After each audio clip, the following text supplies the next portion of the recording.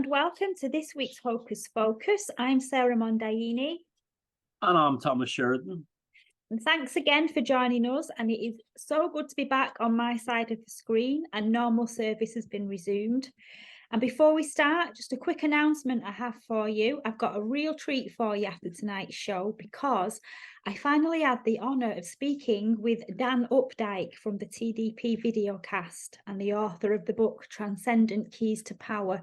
And we talked about the occult, his personal journey on the occult path, and a profound near-death experience that reshaped his entire outlook on life and death.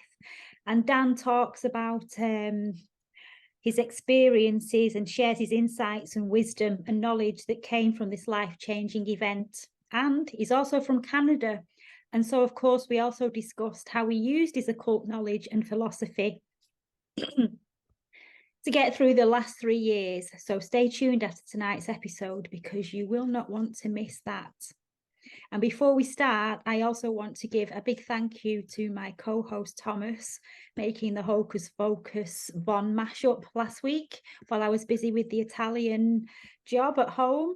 I really enjoyed that and it was a real treat. So thank you for that. Oh, no, it was great. And I'm looking forward to seeing the show after tonight. That's quite a scoop you got there. That should be fun. Yeah, and not only that, we're back on track and we've got a smooth run with Hocus Focus now before our Yuletide special, which we're currently working on, and we've got some great surprise guests for you. Coming up on that, it's going to be like the Morecambe and Wise 40-ana. Yes. Anyway, back to tonight, and our first topic covers, just wait a second now while I get the pronunciation in my mind, Apotropaic magic. And it's a term that might sound complicated and exotic. It's certainly difficult to say, but it's something so simple that comes from our instinct to protect ourselves from psychic attack.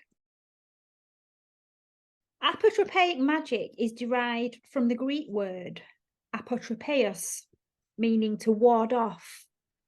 And this magic refers to the practice of using rituals and symbols or objects to ward off evil influences or to avert misfortune or bad luck. And there's many symbols and objects that can be used for protection, such as talismans, amulets, and charms, all adorned with symbols like the evil eye, pentagrams, or hamsas, which are used to repel malevolent forces.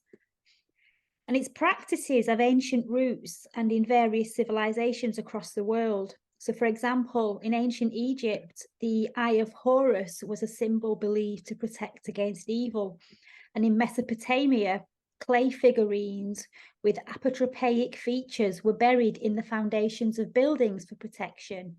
And the Greeks and Romans often incorporated images of gods such as Gorgons or Medusa on shields, doorways, and jewelry to ward off evil.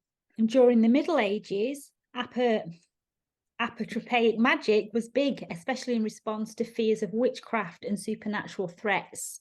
And protective symbols such as pentagrams and hexafoils were used, and many churches and homes used imagery and objects such as horseshoes and Roman crosses, which were believed to provide protection.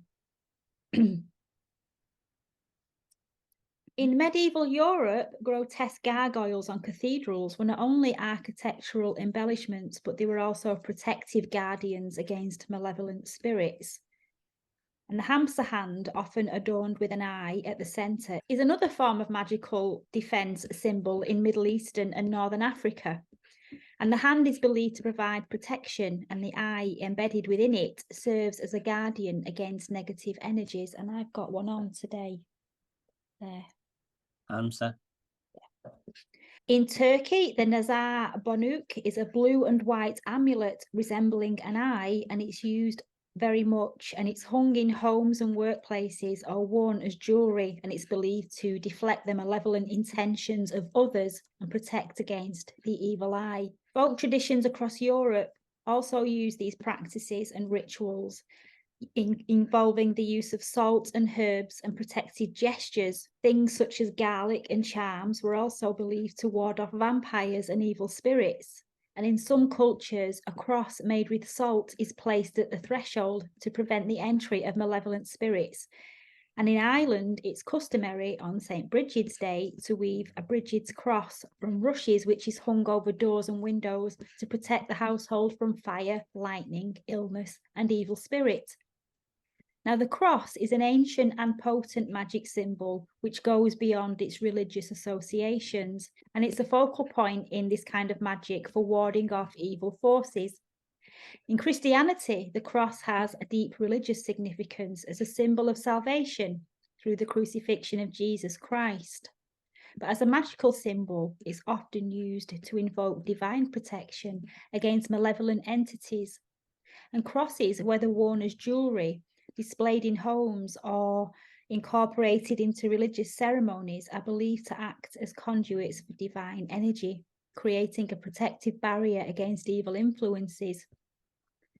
The act of making the sign of the cross is a prevalent ritual in Christianity, and believers trace the cross over themselves or others, invoking divine protection and blessing. And beyond Christianity, the cross appears in various cultural and historical contexts, each with their own meanings. The ankh, for example, in ancient Egypt, is shaped like a cross with a loop at the top, and that symbolises life and immortality, which serves as a protective charm. In Hinduism, the cross with arms bent at right angles as being an auspicious symbol representing well-being and good fortune, but due to its unfortunate association with a certain regime, its magical connotations have been overshadowed in the Western world. Now we've got eyes, and with their obvious perception and insight, they've also been used as amulets in the practice of warding off evil. The concept of the all-seeing eye is a widely used motif in lots of cultures and belief systems, and it's often depicted as an eye enclosed within a triangle, and it symbolises divine presence and protection. And this symbol is commonly associated with Freemasonry, and it appears on the US dollar bill. The talismans shaped like eyes, known as the nazar or mati, are used in Mediterranean and Middle Eastern cultures to counteract the effects of the evil eye and offer protection. And various hand gestures forming the shape of an eye or protecting the eye are also used for magical practices. And this includes the mano cornuto in Italian folklore, which wards off the evil eye and brings protection against curses or negative energy.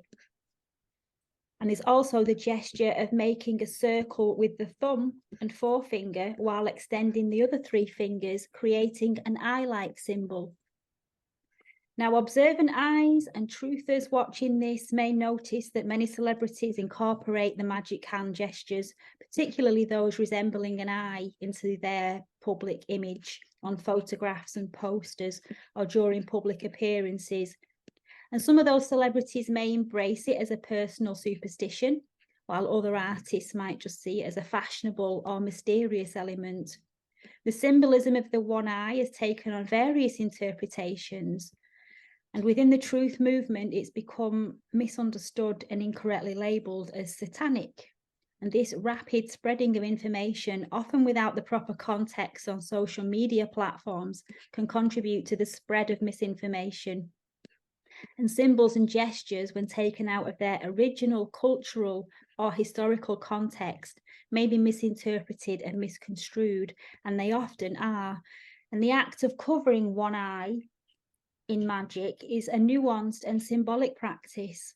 Covering one eye is often associated with the symbolism of warding off the evil eye, and the belief in the malevolent influence of an envious or malicious gaze has prompted many cultures, including pop culture, to adopt practices that serve as protective measures against this unseen threat. And in some contexts, covering one eye may be connected to the eye of providence, a symbol representing divine insight.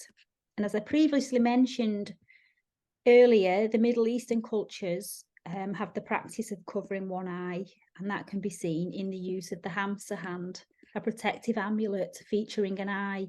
And this symbol also is believed to safeguard against the evil eye and bring blessings and good fortune. And then we have mirrors and other reflective items, which are also used in protective magic to ward off malevolent forces and ensure spiritual well-being of people.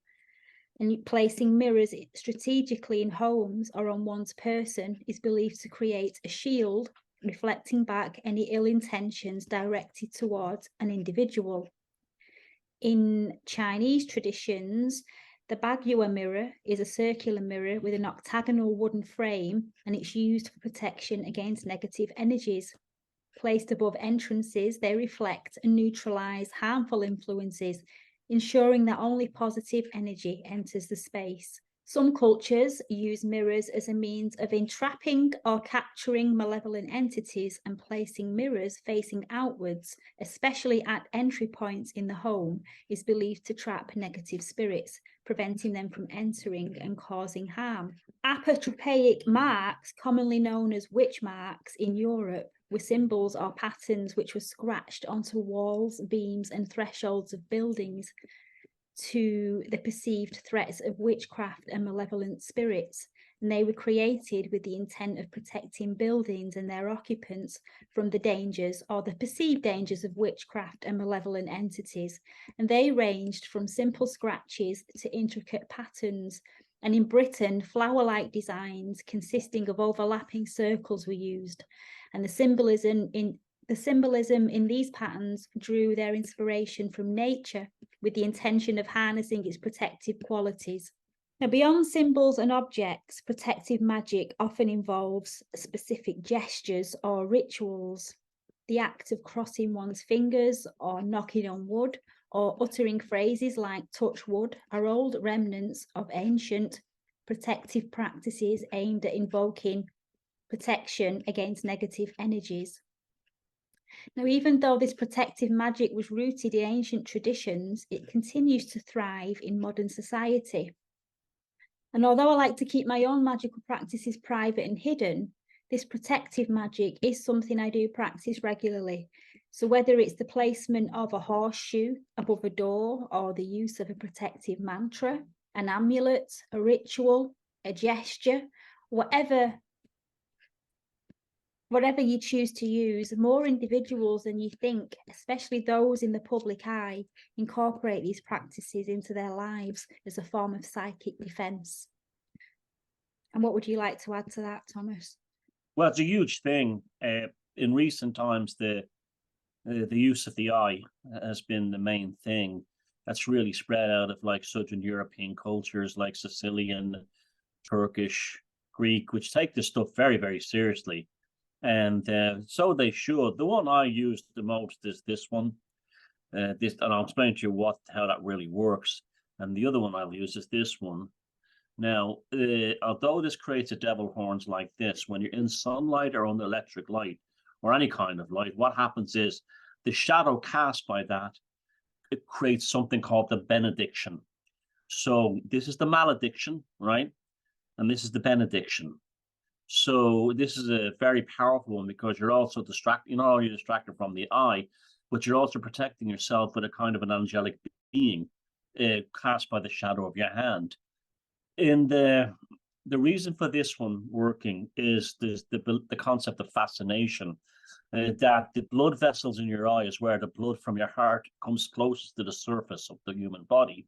And if someone is trying to affect you magically in a negative or pathological way, they will stare intently into your eye, and they will try look to see if there is bloodshot or veins in your eye from where blood vessels are showing blood, and they will impose their will into that blood in order to get it into your heart to do you damage. When you hold your hand out over one eye, they can't do it because they need the blood cells on both eyes of both sides of the both eyes. Now, yes, this what you said about the celebrities. A lot of them do it because they've been told to do it.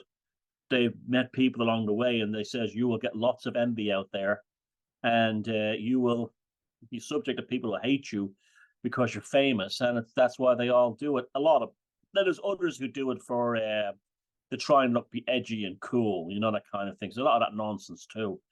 But it's all good stuff. And yeah, again, truthers all think it's like satanic and devil worshipping and things like that.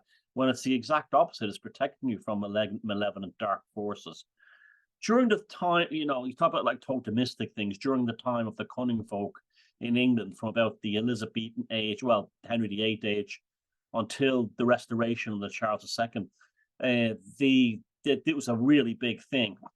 Along with the witch marks on the doors and the you might have a talisman invoking Oberon, the king of the fairies, who appears in Midsummer's Night's Dream.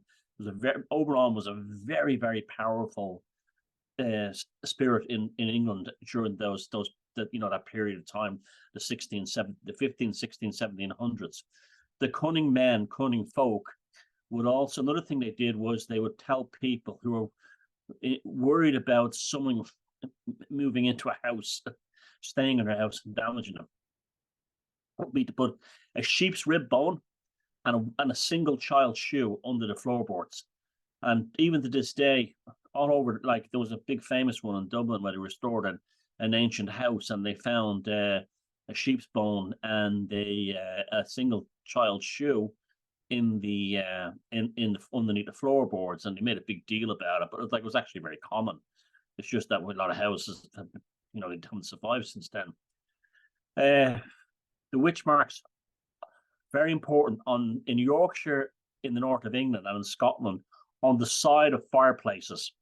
The belief being that the entity or the negative, the psychic attack, whatever, comes down the chimney, because it's the only part of the house that, when all the doors and windows are closed, is still open to the air, to the elements, especially in winter. So that was for that reason. Another thing was, and we saw it in the film The Secret of Rowan Inish, was to write sigils in the ash of the fire.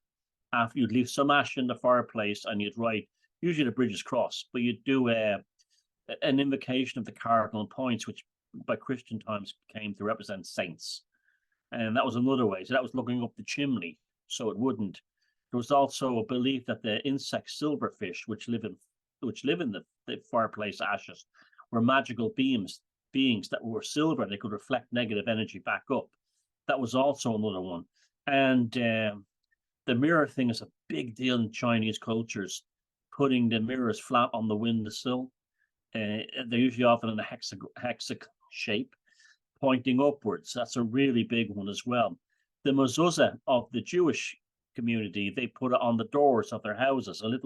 It's like a little prayer scroll, like a blessing on it, and they put it just on the side frame of the door to protect from the evil forces. It goes on everywhere. Another one that, regarding the single eye, is the pirate's eye patch.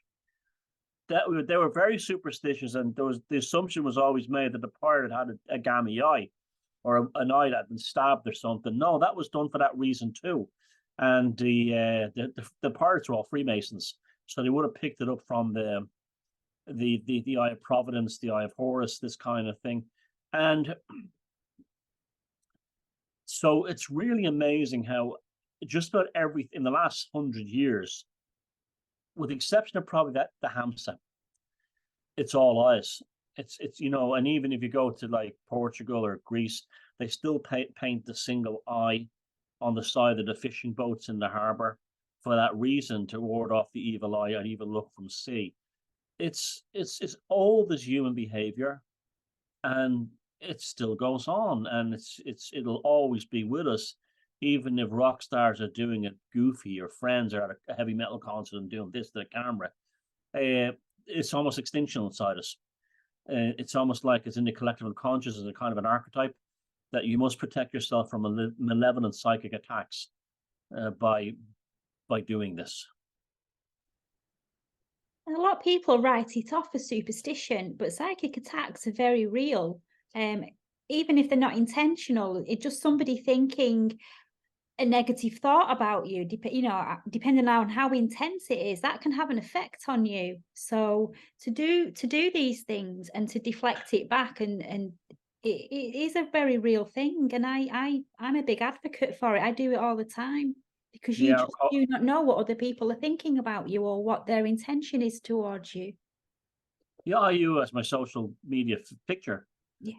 So that's for that reason. And You can have someone hate you don't even know. Like it could be you're taking the same train every morning, and someone's taking a resentment against you because maybe you look better than they do, or have a nicer coat or something. Jealousy is a terrible thing. It's a real force in this world of danger. And they might say, "Oh, I hate that asshole," but they have that much nicer coat than I do, or a much nicer briefcase, and they will actually grow to hate you on these irrational things, and it will drain your life force if you're not careful. Because this is what the real vampires are. This is what they really are. They drain your life force, and they become dependent upon draining the life force of others, so they can't do it from any other way. You'll find a lot of these people when they age go to work in care homes and things like that, where they drain, or in hospices. It's not worth even thinking about, but it's true, where they drain the life energy of the dying and the grieving families and that kind of all the things that go along with that. But these are the real vampires now. These are the vampires you need to watch out for. And there's a belief in Central and Southern Europe that these people, when they died, had such a desire to continue harvesting off human energy that their sort of etheric being would rise from the grave and go. And this is why if you live near a graveyard, you have to be, careful, and go look for. I'm okay. I live close to a very old graveyard, but there's a flowing river between. They can't cross rivers for some reason, probably an energy thing. But this is again. I mean, the people. It wasn't that long ago that our ancestors took this stuff extremely serious, because they lived in a world that, they were aware of forces that were sheltered from so many things by modern standards of living and technology and stuff like that, but they weren't. And so it's protecting yourself using a magical thing is something you've all got to do out there. You can't not be doing it. And I would definitely encourage people to get a hamsa, or to get yourself a single eye pendant. In the style of the Turkish ones, those quite pretty ceramic ones, and be glad and wear it, and be thankful you have it, because believe it or not, it might actually save your life. I've got it. I use this as well. Yep, and we've got it on the Hocus Focus logo too. Yes, and lots of celebrities use it, and I'll just tell you something from my own experience. I have a small YouTube channel and do this Hocus Focus, and it's nowhere near in the realm of these celebrities that you see on the TV. And just doing what I do on my channel and what I do on this program, I've had to up my ante with protection magic, because you would not believe some of the random people on the internet that you encounter that have malicious intentions, even though you've done nothing to them. These are the vampires. They see you on the screen, and because there's only one of you, but there's lots of people viewing, but there's only one of you, a lot of people get this feeling or thought that they're in some kind of relationship with you. It's a one-to-one, and they get fixated with you, and there's jealousy and envy and hatred. There's some, I could tell you some terrible stories. I won't do, but the protective magic, that's why I have it on my social media profile, and I have it on my person, I have it by the bed, I have it everywhere since doing this job. And it's not superstitious, it's a very, very real thing. And many people do see it as superstition, but until you've experienced something like that for yourself and come across those types of people, then I always say prevention is better than cure. Absolutely, 100%. It's a very real thing. And I will actually go to the length. Well, I'm a bit more experienced than than I am, and I will coax them out of the darkness. I will get them to shoulder. I will do things like I will start things on topics that they might seem as a chance to have a go at me. Things like the Apollo moon landings, anything, and even Maria Abramovich was very useful in that. You can see people that have a lingering resentment about you, that they might not vocalize until they think that the mob is ganging up against you, and then they will show their true colors. That's when you use apotropaic magic. That's the point you need it. And they're identifying themselves. Once they're kind of like the cloak, they can't really do any more harm because you're aware of them. It's the ones you don't know that you need to protect yourself from, or you're not aware of them. And these are the ones that there's a thing I do. Another thing I've done it for years now. I call it false surrender gnosis. Like if I was in a job and someone's giving me dicking me around or some other thing, I'd actually pretend I was defeated by them or they'd broken me, and that way. And this would be to bring a true personality to the surface. And when that happens, everyone else sees them for what they are, and they're screwed. This is people would be shocked if they were aware of just how many malicious people exist in this world. And they're often, they're often all around you. And they don't have anything else. What they don't have in creativity, they make up for in maliciousness. They're envious of others. Any little thing, even a small thing, will make them extremely envious. And this is why you need to protect yourself with these symbols and these magic and these talismans, because they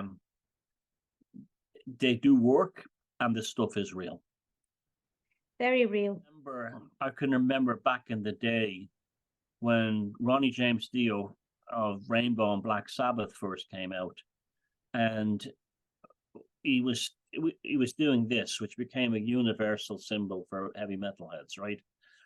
But it wasn't until the satanic panic of the 80s, which I was talking about on Vaughn last week, or on the mashup, right, that he was accused of spreading devil worship by putting devil signs out there. So that truther archetype has always been with us. And I remember reading an interview with him. I don't know what magazine it was in, but he gave a very eloquent description of why he does it based on his Sicilian family background. He's a first-generation immigrant to America from Sicily. And I remember it was very eloquent how he described it. But it was almost, it's weird how things are self-fulfilling prophecies, right? He did that knowing that the malicious types would attack him,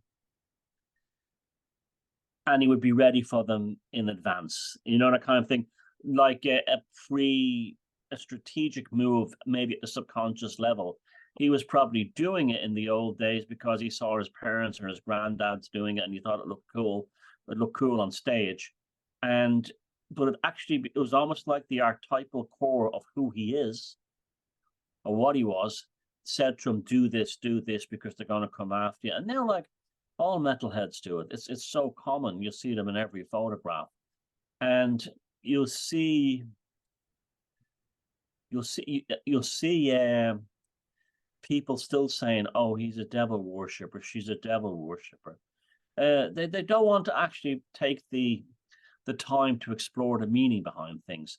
Like one that confuses me, and I haven't got a clue what they do it, but I now know that it's just trying to look fucking cool or edgy, is when they stick the tongue up. That one. Remember, Miley Cyrus made a big deal that a few years ago, and that to me was just nothing. It was just a joke thing. It was just trying to be clever and that kind of thing. And you see, like these Z-lib celebrities trying to copy her and do it, where she's a big star, kind of came up with it first. And you read people talk about, she's invoking Kali, who's the goddess of death and evil and all this kind of thing. And then they come up with the most ridiculous notion about like Kali and Hinduism, not knowing that she's a goddess of motherhood and protection of the innocent. And that's why she goes into this battle rage to protect the innocent from the devas. But we have to consider, when someone says, "Oh, that's satanic," or "This is satanic," or even "That's satanic," which is probably bullshit, but just in case, right? That by saying those things and feeling that way about it, you may be opening yourself up to psychic and magical attacks. Have you ever thought about that one? Yeah, and the general consensus in the truther spheres, somebody could have put that there on purpose so that you will be afraid of that and stay away from it. And then who knows what entity or jinn or whatever is around in those circles, because a lot of the protests and a lot of the things that they do, they do attract a lot of energy harvesting and a lot of toxicity and a lot of negativity, a lot of doom and gloom, a lot of middle ages thinking from a Christian point of view, from the Orthodox Christian point of view. It's very pitchfork. You know, they're not averse to sticking a pitchfork up your ass when they want to. So it could be that that was put out there as being satanic to frighten you from it on purpose. Yep, and you're damaging yourself. Yep. And you know, and it's so universal. You have the mudras in the Hindu, in the Vedic world, where they use the hand gestures to do all kinds of invocations and protection. Then you have also this need, this talismanic need, this apotropaic magic need that humans have, is so incredibly instinctual, innate. I'd actually use the word innate. During World War I, the trenches, funny enough, this will segue into my topic later on the show, but during World War I in the trenches, soldiers became so superstitious that they could believe certain things would keep them alive. And there was a great demand for things like St. Christopher's medals. And Catholic troops were often, when a Catholic soldier was killed, the first thing they'd look for would be a St. Christopher's medal, or, you know, a St. Jude medal or something like that. So they would carry it themselves for protection, even though dead guy's the weird thing. But they were so desperate for some kind of magical protection.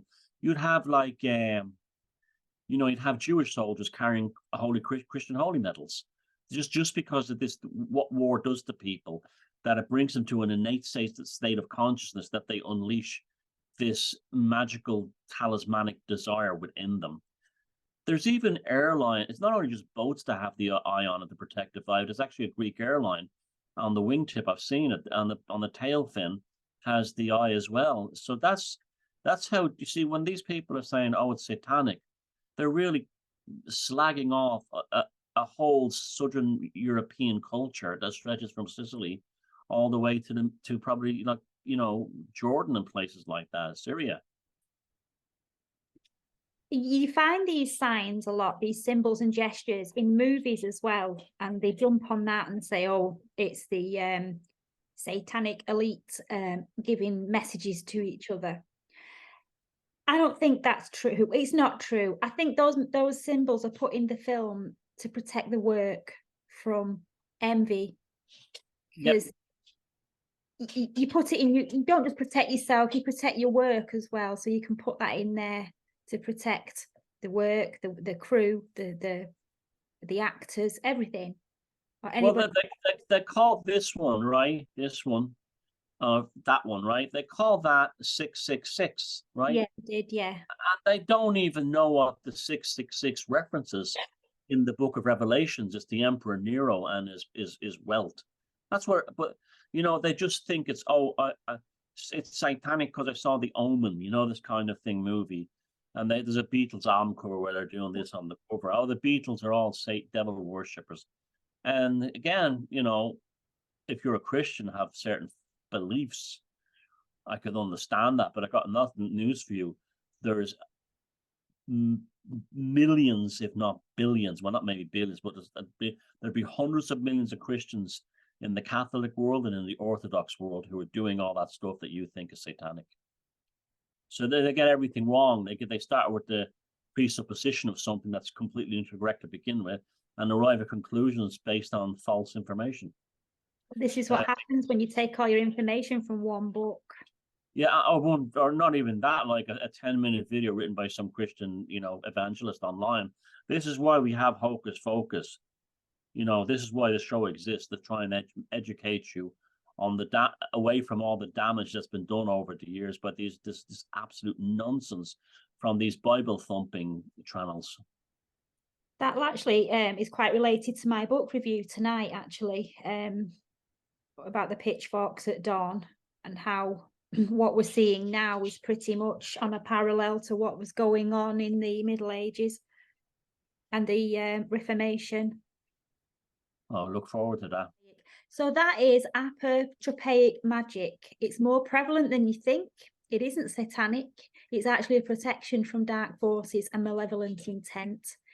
And it's now also become a bit of a fashionable pose amongst the glitterati. But at the heart of it, its true meaning is simply a form of protection magic. So do you use it? Maybe you have superstitions that cause you to do certain rituals, such as throw salt over your shoulder or say bless you when you sneeze. Perhaps you wear an amulet, a crystal, a symbol, or have a photo of yourself on social media warding off the evil eye. All these hand gestures and symbols are not heads up or secret nods to the Illuminati or what have you. They're ancient and ancestral methods and means of protecting yourself from psychic attack. So let us know your thoughts in the comments, and let us know if you use this kind of magic, either knowingly or not. And if you're buying single potatoes out of the market, get the ones that have one eye on them.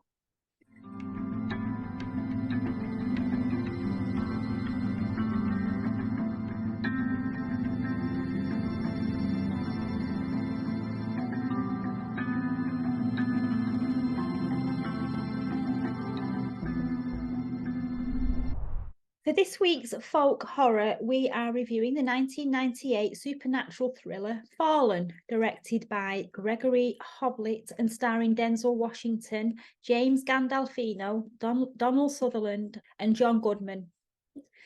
Detective John Hobbs, played by Denzel Washington, is investigating a series of brutal murders that seem to be connected to a convicted serial killer, Edgar Reese. And after Reese is executed, Hobbs and his partner Jonesy believe the case is closed, only to discover that a new string of identical murders begins shortly afterwards, and they believe it's a copycat killer. And Hobbs's investigation leads him to a theology professor called Greta Milano, who warns him to leave the case alone. And she introduces him to the idea that this could be a demon. And she tells him about her father, who was a detective who killed himself in an isolated cabin after being accused of a series of occult murders similar to the ones Hobbs and Jonesy are investigating. And Hobbs discovers a dark entity called Azazel, an ancient demonic entity capable of transferring itself from one person to another through touch. And it communicates and taunts Hobbs by possessing strangers on the street and passing from one to the next to create confusion. And it wants to possess Hobbs as revenge for convicting Edgar Reese as a result trapping the entity too. And it manages to make Hobbs a prime suspect in the so-called copycat killings. And Hobbs tries to trick the entity and ends up at the remote Milano family lake house. Now, this demon cannot survive outside of a body for more than one breath, which in human terms was 500 cubits. And without spoiling the ending for those who haven't seen it, once it arrives at the lake house, in Hobbs's partner's body, a showdown takes place. But who gets the better of who in this final scene? I'm not going to spoil that for you. And I really enjoyed this movie, and it ended exactly as I thought it would, and it made you think. It covers a subject that I believe to be a real possibility, that some serial killers are possessed by an evil entity, and when they're executed, that entity is then released and can pass on to someone else. The one in the film didn't seem trapped, though. From the way it operated, it would seem that it could pass from other inmates or guards, and if it felt like it, it could go out and come back and return to Edgar Reese whenever it wanted. And for some reason, Azazel couldn't possess Hobbs the first time he tried to do it, when Reese asked to shake his hand before his execution. And this, coupled with Hobbs's investigation of the serial killer, makes Azazel obsessed with tormenting Hobbs. And this ends up with Azazel possessing Hobbs's brother and making him commit suicide. And the entity in the film was waiting for Detective Hobbs to discover it. and it knew that no one was going to believe him. So it taunted him, singing "Time is on my side" by the Rolling Stones, because time was on its side. And this thing could do whatever it wanted, and all it had to do was wait before continuing on to the next body. It created chaos when it wasn't contained in a body. And I did actually like how the entity was represented on screen. You never actually see it, but it taunts you through the strangers on the street as it passes from one host to another.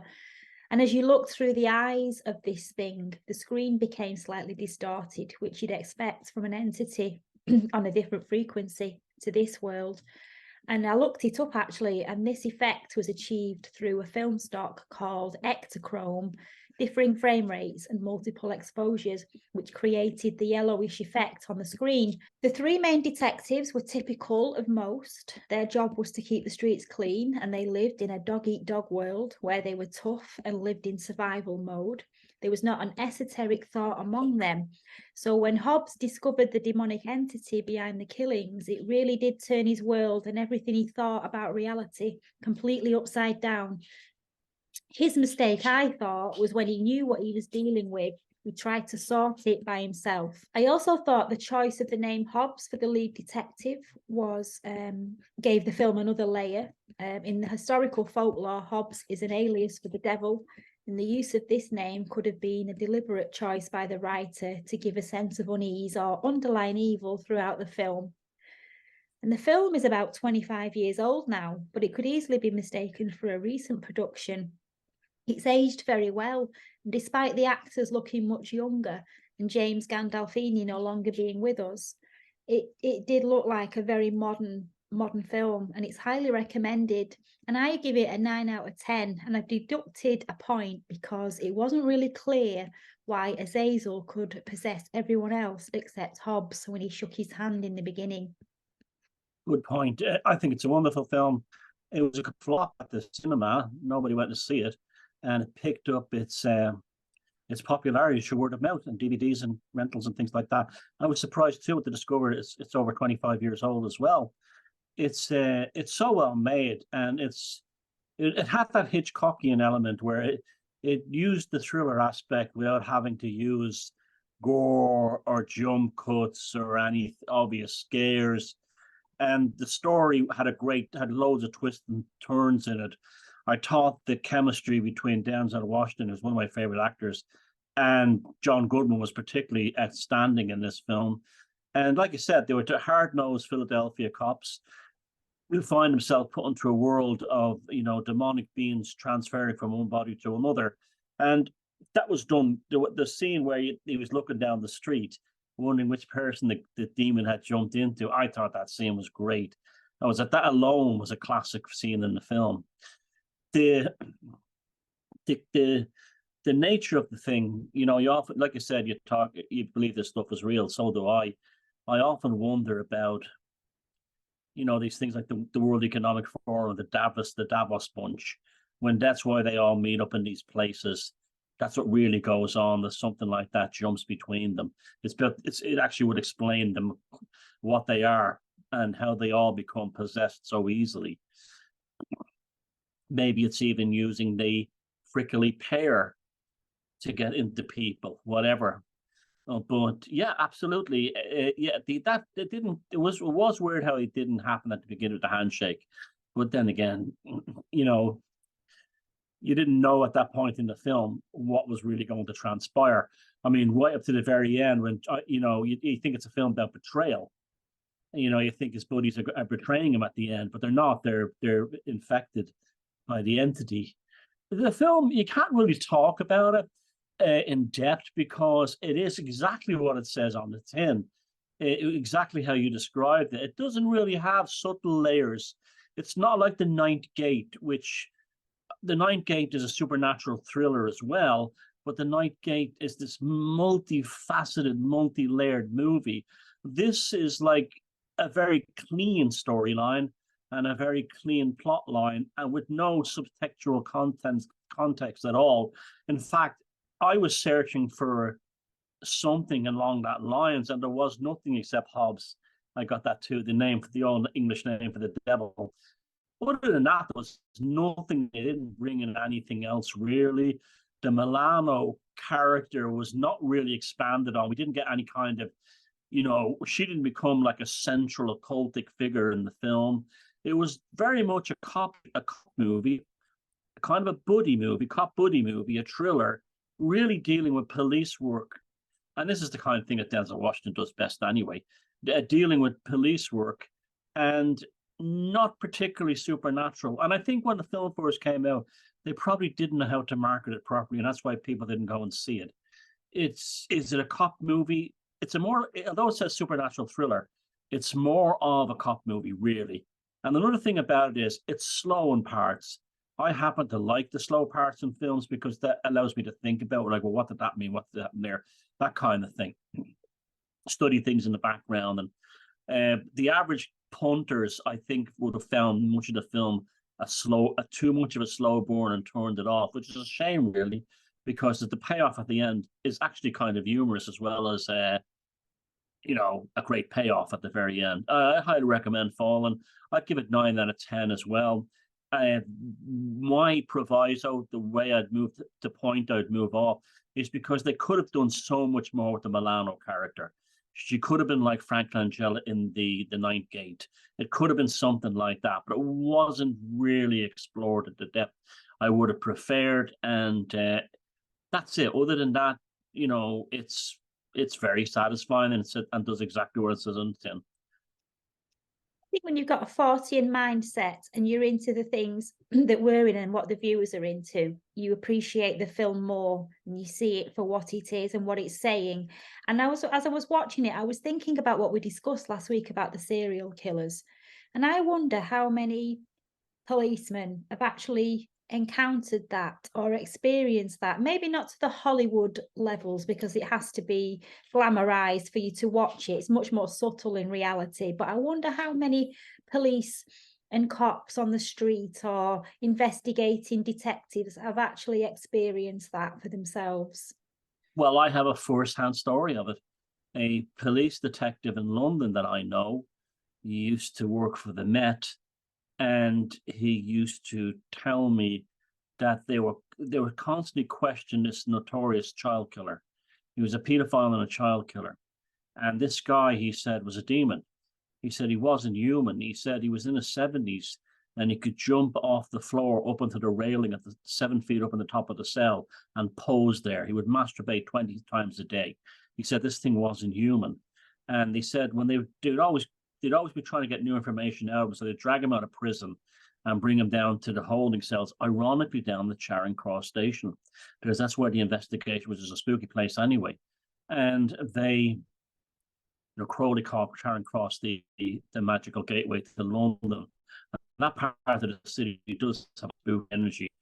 But he said that things would happen, like tape recorder wouldn't work.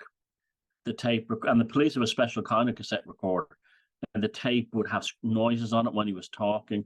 The room would go really cold. And he said to me, absolutely, this guy was he was a demon inside him. So I know there's one copper for a fact, and I know he wasn't a Met because he used to get, hung out with him and stuff like that. I know his history. And yeah, there you go. Firsthand, I heard one story that confirms that. Listening to you say that's made me want to have a look online to buy some books from maybe some policemen who've wrote books about their experiences, ex-policemen, retired policemen who've dealt with these high-profile serial killer cases or paedophile cases. Might have a look and see if there's anything out there about that. Yes, the problem is that a lot of coppers tend to be rather conservative about things, and they would just that's what was so realistic about this film, Fallen. The last thing to pop into their mind would be any kind of supernatural or spiritual activity. So that is this week's folk horror movie review.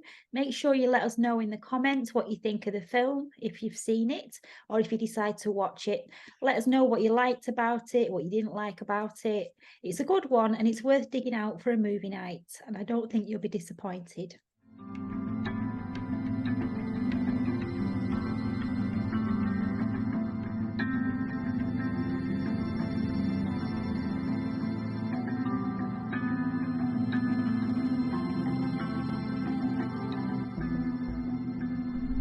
Well, she's back on the job, and we had to survive a week without a good psychic cleansing, and we didn't know how to do it. But she's back this week, back in her station, back in her psychic salon, really. And here's Sarah with the psychic hygiene report.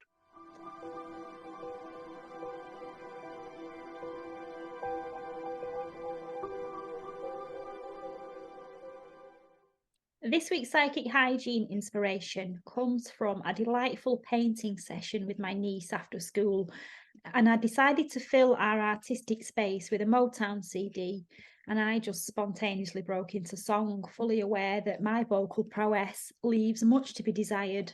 And my 5-year-old niece, although initially puzzled, soon burst into laughter, and we found ourselves joyfully singing to classic Motown tunes. And her innocent humming, because she doesn't know the words, and impromptu dance moves just added to the fun and games of the afternoon. And the off-key notes and shared laughter felt like a really good release, cleaning the surroundings of any stagnant energy. And the sheer delight and simplicity of that afternoon left me feeling uplifted and inspired me to incorporate this spontaneity into this week's psychic hygiene suggestion. And I really hope it doesn't come across as happy clappy, because that's not my intention.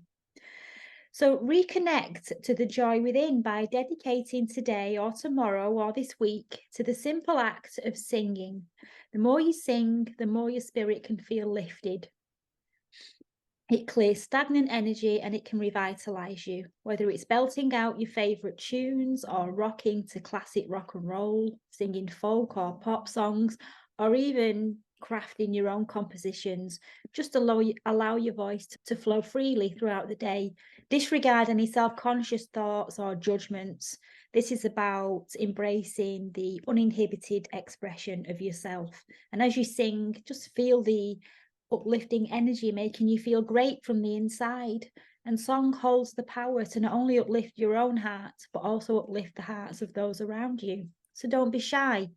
Let your song be a healing force. Forget any concerns about the right key or the right words. A singing heart is a happy heart. And in a world in need of healing, your song is a powerful contribution.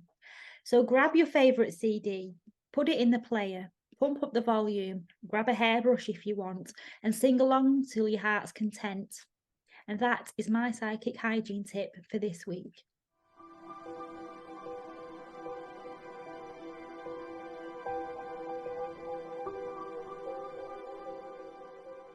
Yeah, you're talking to me about my life. It's even better if you play music.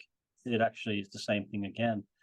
There's funny enough, I was watching a film there, and then there's the magic of music, this transformative power. That I was watching a film, an awful film from the 80s called Crossing the Landsea. And the reason I watched it was because it had lots of shots of New York when I used to live there in the late 80s.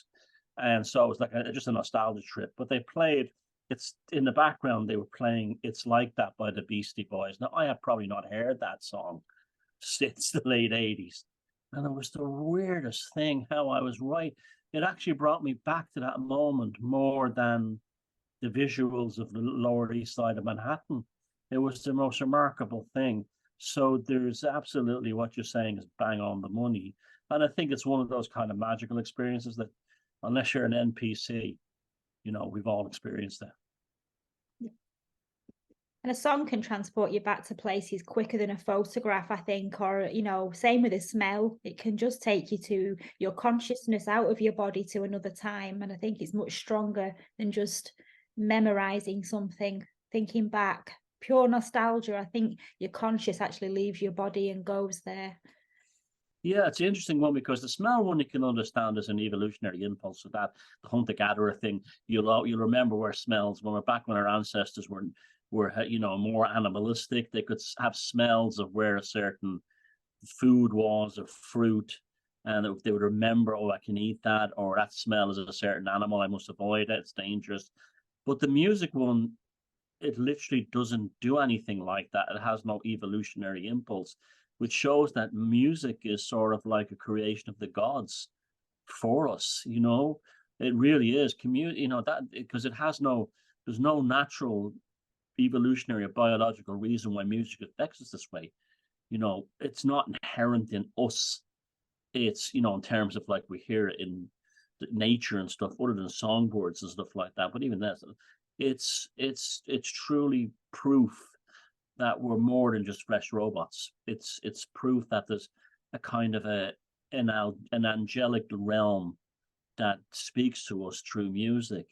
I mean, people like Mozart have often said that, he said when he wrote his operas and his concertos, they already kind of existed. They just kind of came to me in dreams and stuff like that. So yeah, it is a magic. People who say, "Oh, I've never experienced magic," you'll drive to them. Do you remember that concert you were at? Remember that record yet? Remember that moment you're at? That's magic. Yeah. And I think music is a frequency that a different frequency that we respond to very well. Yeah, I agree. And our second topic tonight is one that doesn't really get enough attention, but I have a personal reason for it, because I encountered someone who had the experience, and when they related to me, it was very plausible. And that is the concept of paranormal experience that happened on the battlefield or on a battleship, or involving aircraft or any other aspect of wartime where the paranormal manifests, where the Fortean happens. Now, when you think about it, wartime is a perfect period for heightened states of psychic awareness, the state of tension, the over amplification of the human nervous system, the frail, thin realities and harsh experiences that are so close, where death is on one side and life is on the other, and vice versa, where young people, predominantly men, have their whole world instantly turned upside down in an almost shamanic way, to go from being probably quite, happy-go-lucky and innocent, to experiencing things that hopefully most of us never experience or see, is almost like a shamanic moment in terms of a brutal indoctrination into a different way of consciousness. And most soldiers deal with this by shutting it off. But along with this, there are also experiences that fighting men have that result in paranormal experiences and strange things that often leave them perplexed and as post-traumatic disordered as the actual fighting that they experienced. About 15 years ago, I got talking to this young American guy, and he just had mentioned to me out of the blue that he was in the US Marines, and he'd fought in Gulf War I and II. He was in both Afghanistan and Iraq during the two Bush wars. And I remember quite being taken back by this, but then he told me he was 18 when he went to the first one, so he was very young, 18 or 19. So he had a career in the Marines, so he served in both wars. And I didn't ask him about what he experienced there, and he was quite cynical about what happened. It was a waste of time, good people and resources. He was quite anti, the whole thing, but he said it was what my job was, and I was paid to be a soldier, and that was the end of it. And I didn't want to ask him about, did you ever kill anybody or see someone killed or anything like that? But I said, did you ever have a strange experience while you were out there in the desert? Now, this came out of my growing interest in jinn and things like that. And he comes around and goes, oh yeah, absolutely. In both Iraq and in Afghanistan, especially in the desert at night, he says, lots of service people over there have had these experiences of seeing, you might see shapes of humans that are either black under a full moon, or actually glowing in total darkness, and of course you're on a total alert. You think it's an attack by the Taliban or the Iraq army, And he says you immediately put on, your night vision goggles, and you wouldn't see them. Yeah, you would take your night vision goggles off, and you would see them. Now, I've Googled this online, and soldiers all over the world, including one testimony from a soldier in Greece who was on the station on the Turkish border only a few years ago, said he saw these things in the woods, in the forested areas all the time, in the wooded areas all the time. Now, I asked him what he thought about these things, and he said, Thomas, unless you've been in the Iraq desert or the wilderness, the desert of Afghanistan at night, he says it's actually more frightening than being in battle. And he says these are very strange places to have he said I never believed in the ghosts or spooks. That's the word he used, spooks, or anything like that. But he goes, I came back from both those tours, both those wars, having a belief that there's something more to reality than just life, this material world. And I didn't press him on any further, but he said all the time you would see strange things, strange lights. Now, I was often, I was thinking like he was seeing jinns and stuff like that. But there is countless stories of this stuff online, and some of them were actually written down in military reports, and sometimes by two armies, like the British and the Americans. One story that's quite famous is of an observation post, a very famous but remote observation post in Afghanistan that has been used probably for hundreds, if not thousands of years.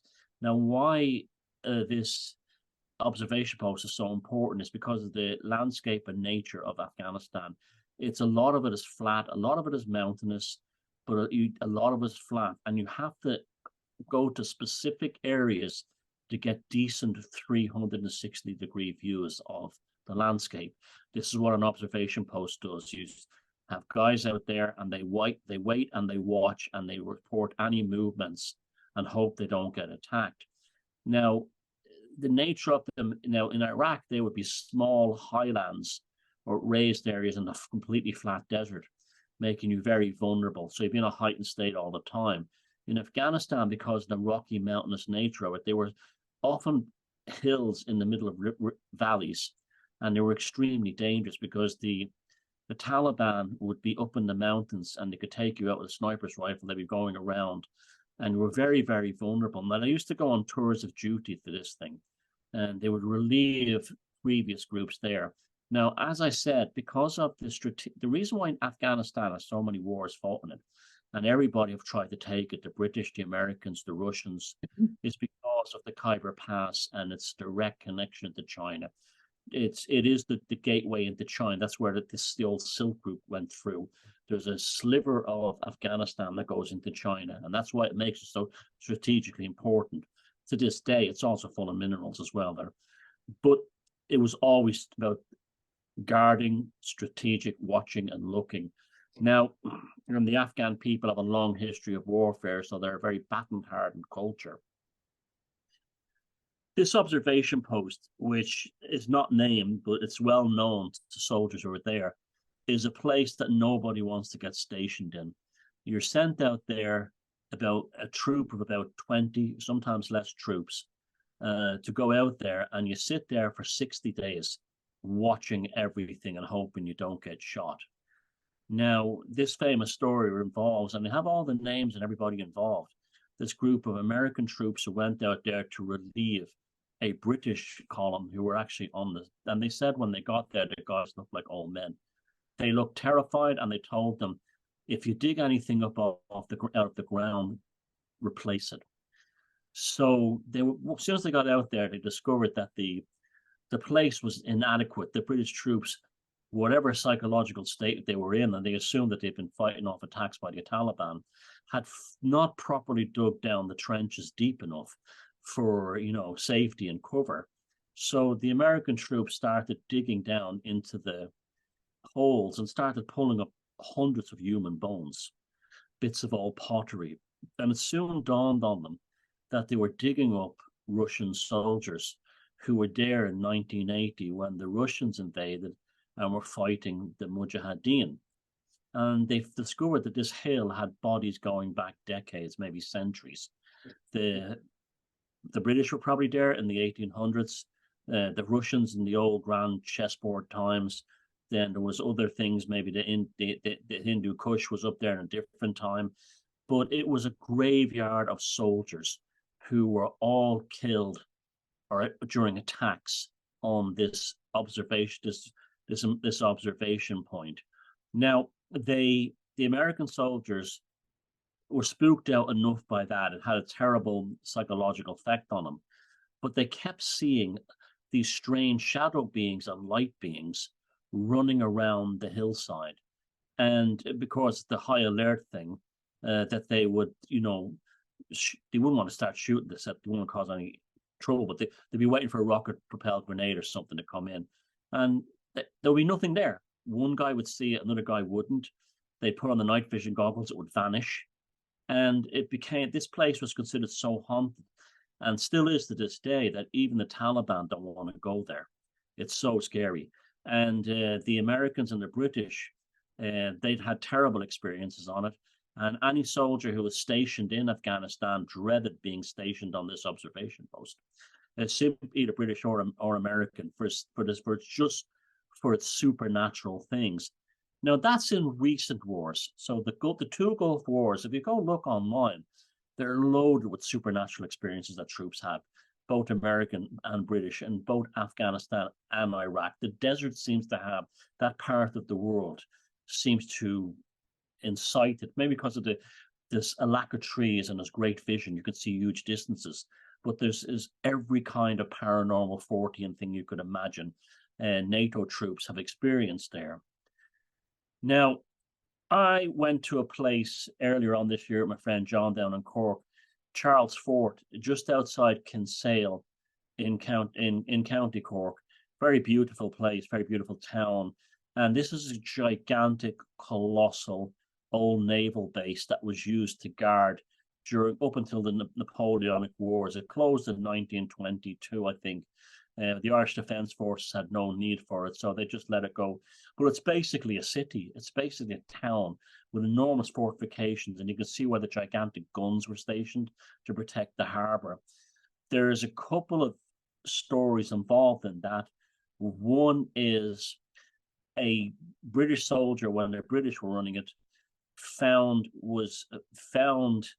another soldier asleep on night watch. And under the British Army, if you were found sleeping during night watch, you were shot dead on the spot in your sleep. The officer had shot the fiance of his daughter, who was due to marry this guy, and so he killed his soon-to-be son-in-law. Upon hearing the news, she threw herself off the cliffs into the ocean, killed herself, and then the officer, committed suicide. So it's a triple tragedy over this event. Her ghost is regularly seen walking the battlements, and this place is, you go there today, you can feel this spooky energy. It's also one of these Starfort places, so there's all these alcoves and everything in it, these strange shapes to it. And she's seen. Then the second story of is a witch who, something happened there. She was looking for shelter, and this is the few variations story. The one I heard was she was looking for shelter, and she cursed any British ship that sailed past the harbour. Soon after, both the Titanic and the Lusitania. In fact, the Lusitania went down just a couple of miles away off the old head of Kinsale, and the Titanic, of course, we know what happened there. And there was also the Empress of Ireland, which went down the St. Lawrence River, and they claimed that she was responsible for those 3 ship sinkings. Now that was one, and I tell you, being in this Charles Fort place, it's so enormous, it's so imposing, and it's such on the edge of the ocean. You can actually believe the stories of people who have seen this. So these would have been ghostly apparitions that soldiers, now British soldiers and then Irish soldiers later on, were terrified, hated doing night guard duty at this fort at night for the simple reason that they saw the White Lady, the woman who'd thrown herself off the walls. So this is a very well-known ghost story. In World War One, there's endless, and we talked about earlier at the talismans in the earlier section. There's endless stuff like this. There's the stories of whole battalions that went into a wood and were never seen again. They just vanished off the face of the earth. No bodies were found, nothing, as if they walked into another dimension. This is like left British officers and the British Ministry of Defence like literally having major investigation. Like how do you just lose 100 troops and later on finding out that the Germans didn't do any fighting in that area. They just literally vanished. And there was, they'd have to investigate in case there was a mass desertion or something like that. No, they just never found them anywhere. They never came back as civilians or as soldiers. The most famous World War I apparition on the British side was the Angel of Mons, which was in the 23rd of August 1914, the BEF, the British Expeditionary Force, was being chased by an advancing, heavily mechanized German army that was drawn by horses mostly. And they ran them into Belgium, and the British troops being exhausted, low morale, waiting to be wiped out by the Germans. A pastor, as the story goes, gave a sermon and said, "Please God, send us something to help these men. They're on their last leg." And that night, a gigantic light of what they call the Angel of Mons appeared over the whole of Belgium and part of France that spooked the German horses, and they all bolted and ran away, saving the British Expeditionary Force. There was other stories of, ghost pilots is very common. There's a very famous story of a ghost pilot on a street in Belfast, an American pilot who was killed in a plane crash, who would knock on people's doors for years later, dressed in his American military gear, asking for some officer's name. He's trying to find some base, and the people go inside and get their husband or something. There's a man, an American outside dressed like a pilot, and he's looking for information, and he'd vanish. He wouldn't be there. There's lots of stories of pilots who have been killed. Some very famous ones, actually. There was one guy called, I think his name is called Ginger something.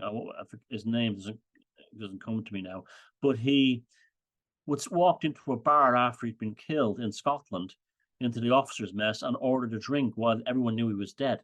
And that was actually a confirmed reporting as well. There were some of the scary ones in the Vietnam War. The Americans would often pay the Vietnamese money, locals, as to act as Sherpas or guides through the jungle. And there were certain times of year in certain jungles that the Vietnamese would not, under any circumstances, guide the Americans through, because they said it was haunted by the Ma, M-A. And this was a kind of a vampire, zombie-like ghost, which they said was the reanimated corpses of dead Vietnamese soldiers that live in the trees. And sure enough, in these places, American soldiers reported seeing these naked, semi-human looking entities running around the trees, obviously people, with black eyes staring down at them. And these were the Ma. They weren't monkeys. These were the Ma that the Vietnamese had won. And that was quite commonly reported by troops in Vietnam. And this concept of war itself also spurns on, we could talk about things like the Third Reich cult and the magical Battle of Great Britain with the unfortunate, which we've covered in other things. But World War I in particular, there was an industry of spiritualism on the home front, where literally people were getting constant messages from their loved ones who died in the trenches over the English Channel. And so it's not only for the fighting man and woman who experiences these things, but also the civilians at home experience them as well. And I think if you got talking to many soldiers who were in combat situations, and if they were open to this kind of thing, they would actually tell you, yes, I had paranormal experiences. Again, for that reason, there's that famous scene in the opening of Saving Private Ryan where his consciousness is overwhelmed by the intensity of what's happening at Omaha Beach, that he switches into another dimension almost. They show it in the film, Tom Hanks. That's been reported in real life, and that's been reported in real life, where they would say time stood still, and next thing you know, the battle was over and couldn't remember how they got there. So they would hack time. There was almost like a quantum aspect to it. Another one, there were famous stories of the Irish War of Independence, where fellas would be lying in hospitals injured, and their dead comrades would come to visit them and talk to them. And the next morning they say, "You would not believe who came to me last night." What? "Oh, Tom O'Brien. Oh, he died last week. He was here in the room with me last night." This is quite common in warfare, and in modern times they put it down to hallucinations. The stories of ghost armies. There was when the Crusaders were racing into the Holy Land. They were greatly outnumbered by the troops of Saladin and his Saracen army, and they chased across the desert at Tyre, and while invoking a prayer, the dead comrades rose from the dead and rode alongside them towards Saladin and his army. And this is another thing that's been, in reported in history, is dead comrades appearing as ghosts fighting alongside, and even destroyed aircraft appearing in the sky next to the pilots that are still alive. So this again is a subject that gets some attention, but I don't think it gets anywhere near the attention it should. This paranormal Fortean world of the soldier, of the fighting man during the actual wars and battles. And that's just a tiny sample I put out there of different types of paranormal and Fortean events. But it's a field of research that, from the small look I've done into it, yields much fruit. So what do you think of that, Sarah? There's lots to say on this subject. I just want to start with a thought that came to me. That came to me when you was talking about World War One. And in World War One, as we know, they were young boys, really. They were what, 17, 18, 19, that were... Some were 14 and 15. Right. Well, they were sent to the slaughter, literally, and they didn't have a choice. They had to go, and they were made to feel like cowards if they didn't go. Almost like the prickly pear. Yeah. So I'm wondering, when it comes to wars and things like that, mass killings, genocide, or the population control through wars, is it the same spiritual force that takes over this planet and creates these wars? And that's why there's a spiritual aspect to it, and that's why perhaps some people have a lot of paranormal experiences and spiritual experiences, just like a lot of people in the 2020 event had a lot of strange experiences through dreams and things like that. So I'm wondering if back then, at the time when wars were more prevalent, would it be the equivalent of having some kind of spiritual or paranormal experience on the battlefield? Like a power with Tico. Yes. A mega with Tico. It's the same spiritual force that keeps coming back over and over, but in different forms. So we have wars, epidemics, pandemics, all kinds of things. But the bottom line of every single one is mass deaths. Well, they mentioned there about the coward, they would call cowards if they didn't go. I often found that very kind of occultic. The women in England who would go around handing out white feathers on trams and buses and trains to men, accusing them of being cowards for not. And these are all posh girls of the aristocrats who did that, by the way. And you have some poor guy who just wants to live his life, and they would live. It was a black magic spell when you think about it. And if it was considered such a terrible thing to be handed a white feather by one of these girls that you would like. You're so. I mean, I would laugh at it. I wouldn't give a shit. But like in those days, the middle class type men would be mortified to think that everyone in the tram was looking at him as this posh bitch gives him a feather and tells him to go off and destroy his life. For probably her aristocratic family. But that's a very powerful black magic spell in itself. You think about that. The white feather, that you have the implement, you have the intention, the will, and then the hexing aspect of it. And I remember when I first found out that they usually travel in threes, the three fates, the three norns, the three weirds, and they would go onto a bus or a tram.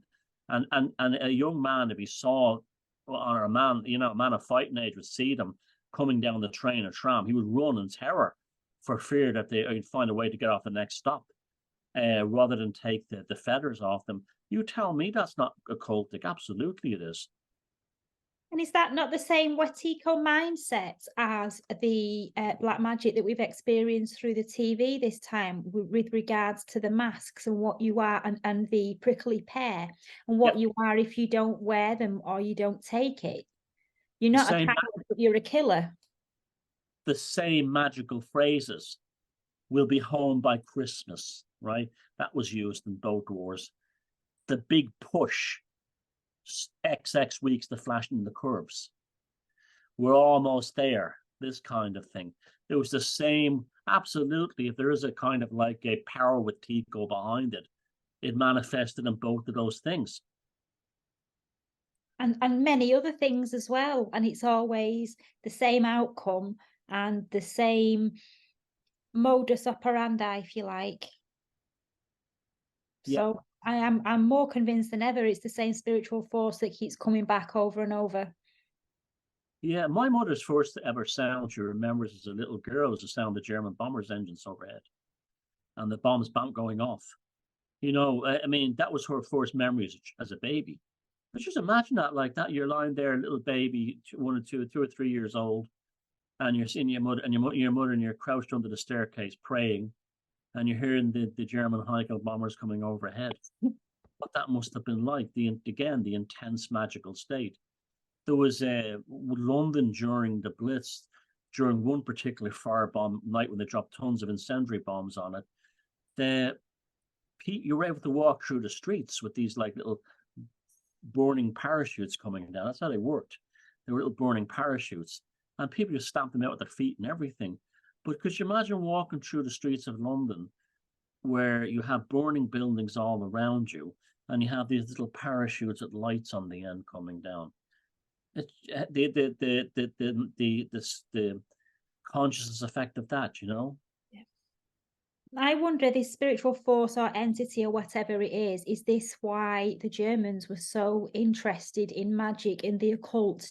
Were they aware of it? Had they tapped into it? Did they want to harness all that power for themselves, maybe? Absolutely, because the proof of that is when the war ended and they all heard that there was a revolution happening in Germany. You had the Free Corps mobilizing, and this was one of the leaders of the Free Corps was Ernst Röhm, who founded the Brown Shirts, and the other was Albert Speer. Was it Albert Speer? No, Rudolf Hess. And in 1919, they rode towards Munich and Berlin on, trucks that had magical symbols painted all over them. And not just the first days of the swastika, but also the things like the skull and crossbones and other magical symbols as they charged in toward the Bolshevik, the Bavarian Soviet. So yeah, I mean, those guys had that experience too. There was something like 280,000. It's actually, I've got a book later on that I'm reviewing. 280,000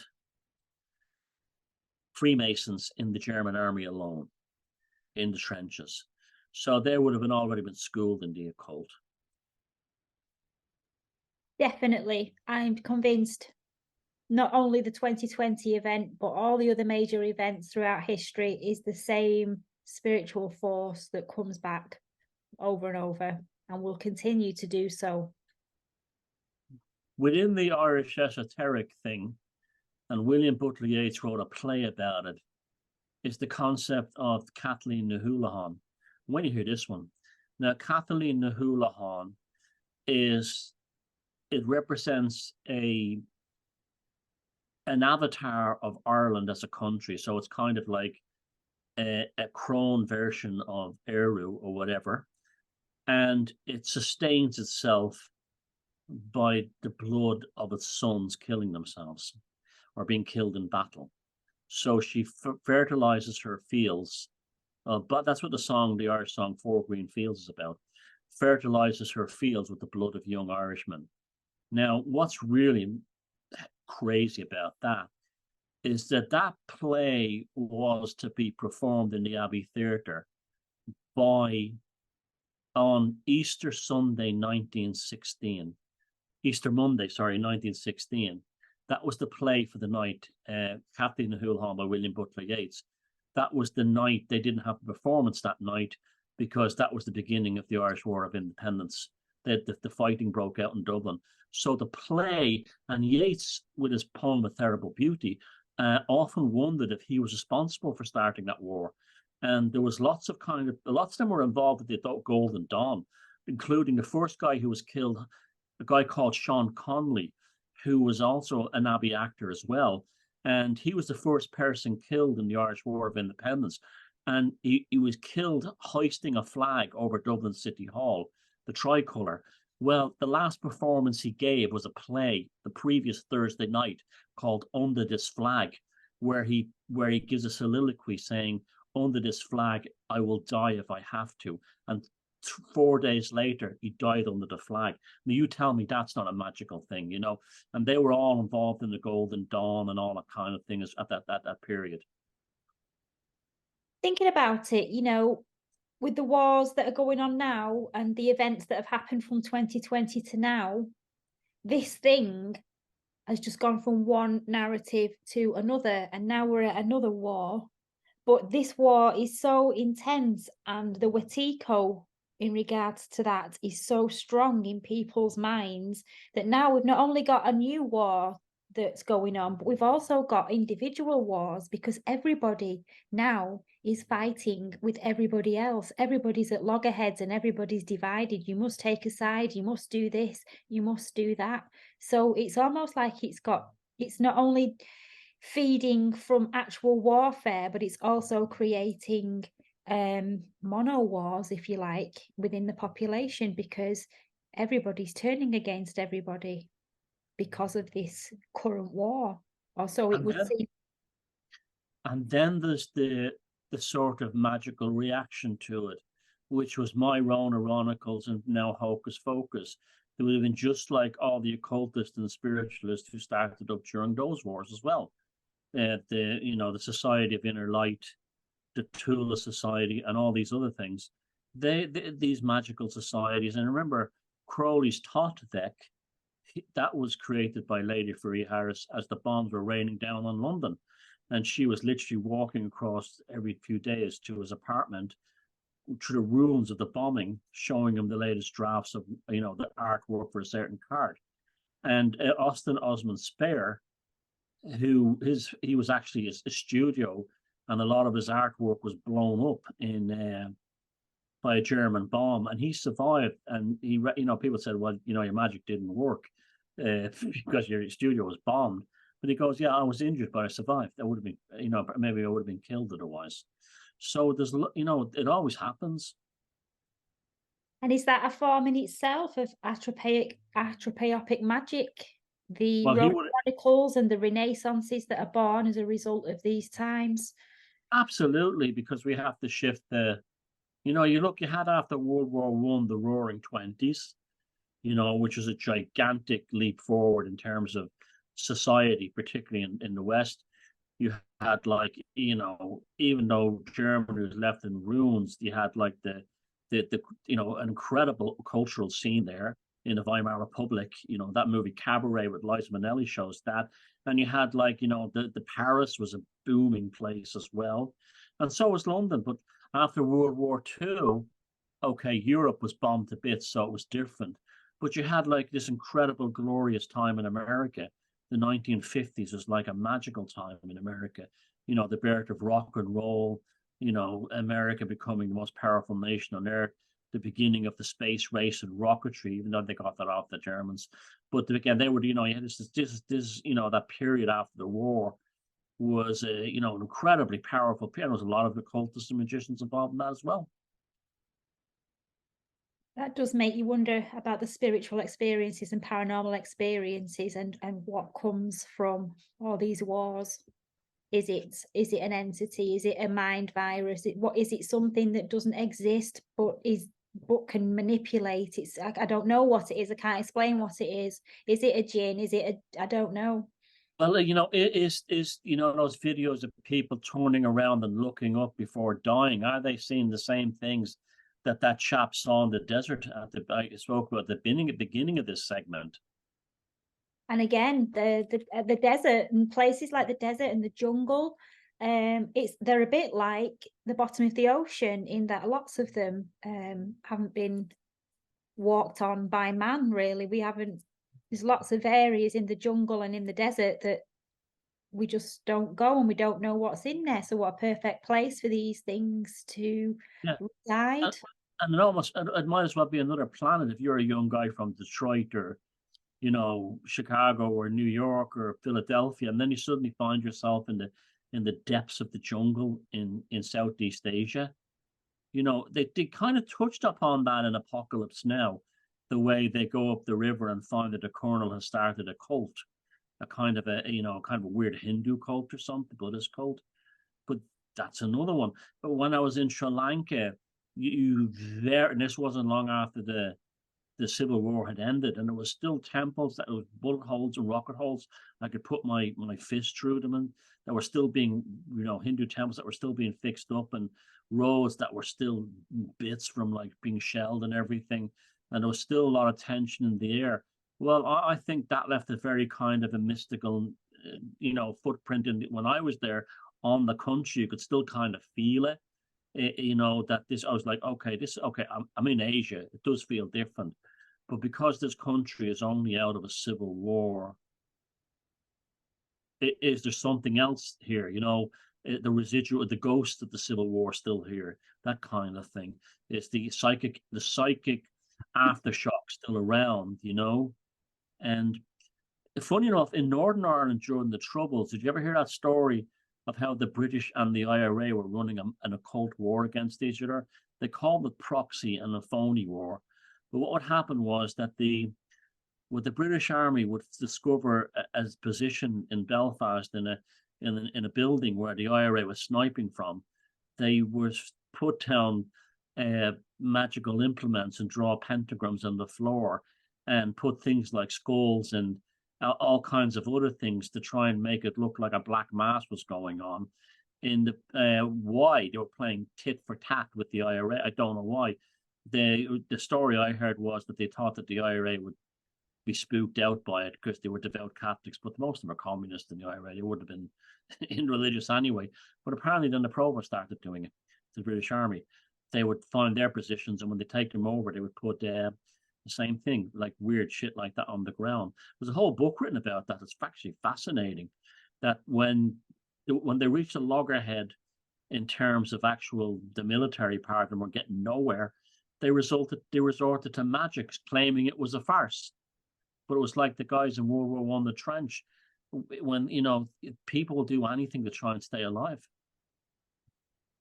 What and was the book, Thomas? Can you remember? I can't remember, but it's if you just type in, the black magic in British Army IRA 1970s, you'll come up. It sold quite well. It had a good mainstream kind of plug. About 10 years ago, it came out. I know 40 Times gave it a great review. I think Greg Moffat has read it, so he might have the insight on that. The sensations, I kept the way that guy was describing sitting in a lookout tower in the middle of the Iraq desert under the full moon, or a million stars in the sky, in total and absolute silence. And he said, looking out over the landscape, he goes, and seeing the silhouettes in the distance or the odd light. He said that it's an experience you can't have anywhere else. And you're also you're on your 6 hour shift. So, like in the next 6 hours, will someone try to take a shot at me? And that I think his experience of what the war in the Gulf states was like has left a powerful impression on me. And because you could see the powerful impression it left on him, it was a combination of everything: the war, his job, the stress, the tension, the comradeship, and especially the landscape. The landscape seems to also play a huge part in these experiences as well. They become a kind of a magic table themselves. So that was the Fortean mystical nature of war. If you've served in wars, have served in the military and been through these things, or had family members, let us know in the comments below, because I tell you, I think we're going to be definitely covering this subject in more individual cases going forward. Raincoats for Renfields and whiskers on kittens, bright copper kettles and warm woolen mittens. It's time now for Thomas with the psychic weather.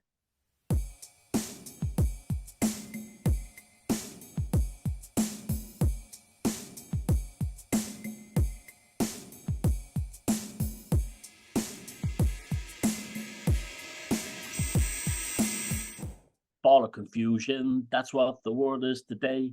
Hey, I'm surrounded by confused people at the moment. There seems to be this bewildering thing is going on, whether it's the prickly pear aftermath or the state of the world. I'm seeing confusion everywhere.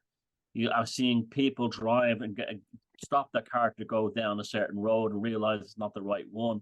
Go further on, I see people, and it's actually happened to me in the supermarket, forgetting where items were, even though they hadn't moved it around. But there's definitely and when I get change off people, they seem to be making mistakes in shops.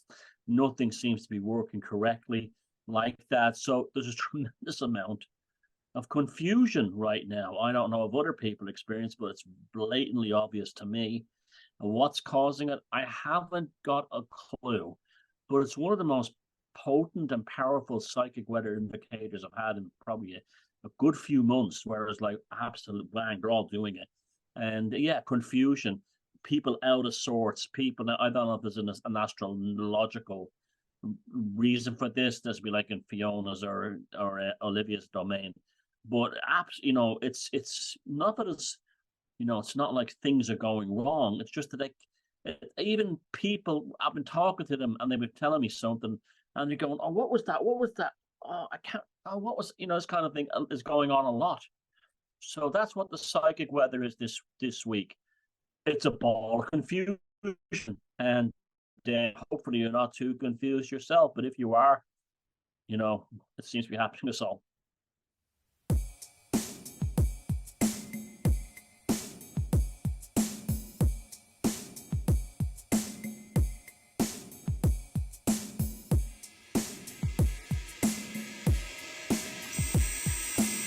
I'd like to blame that on the psychic weather, but I walk around in a confusion all the time and forget what I want to say and can't remember. I have something really interesting to say, then can't remember. Or why did I go upstairs? What am I doing here? What's this all about?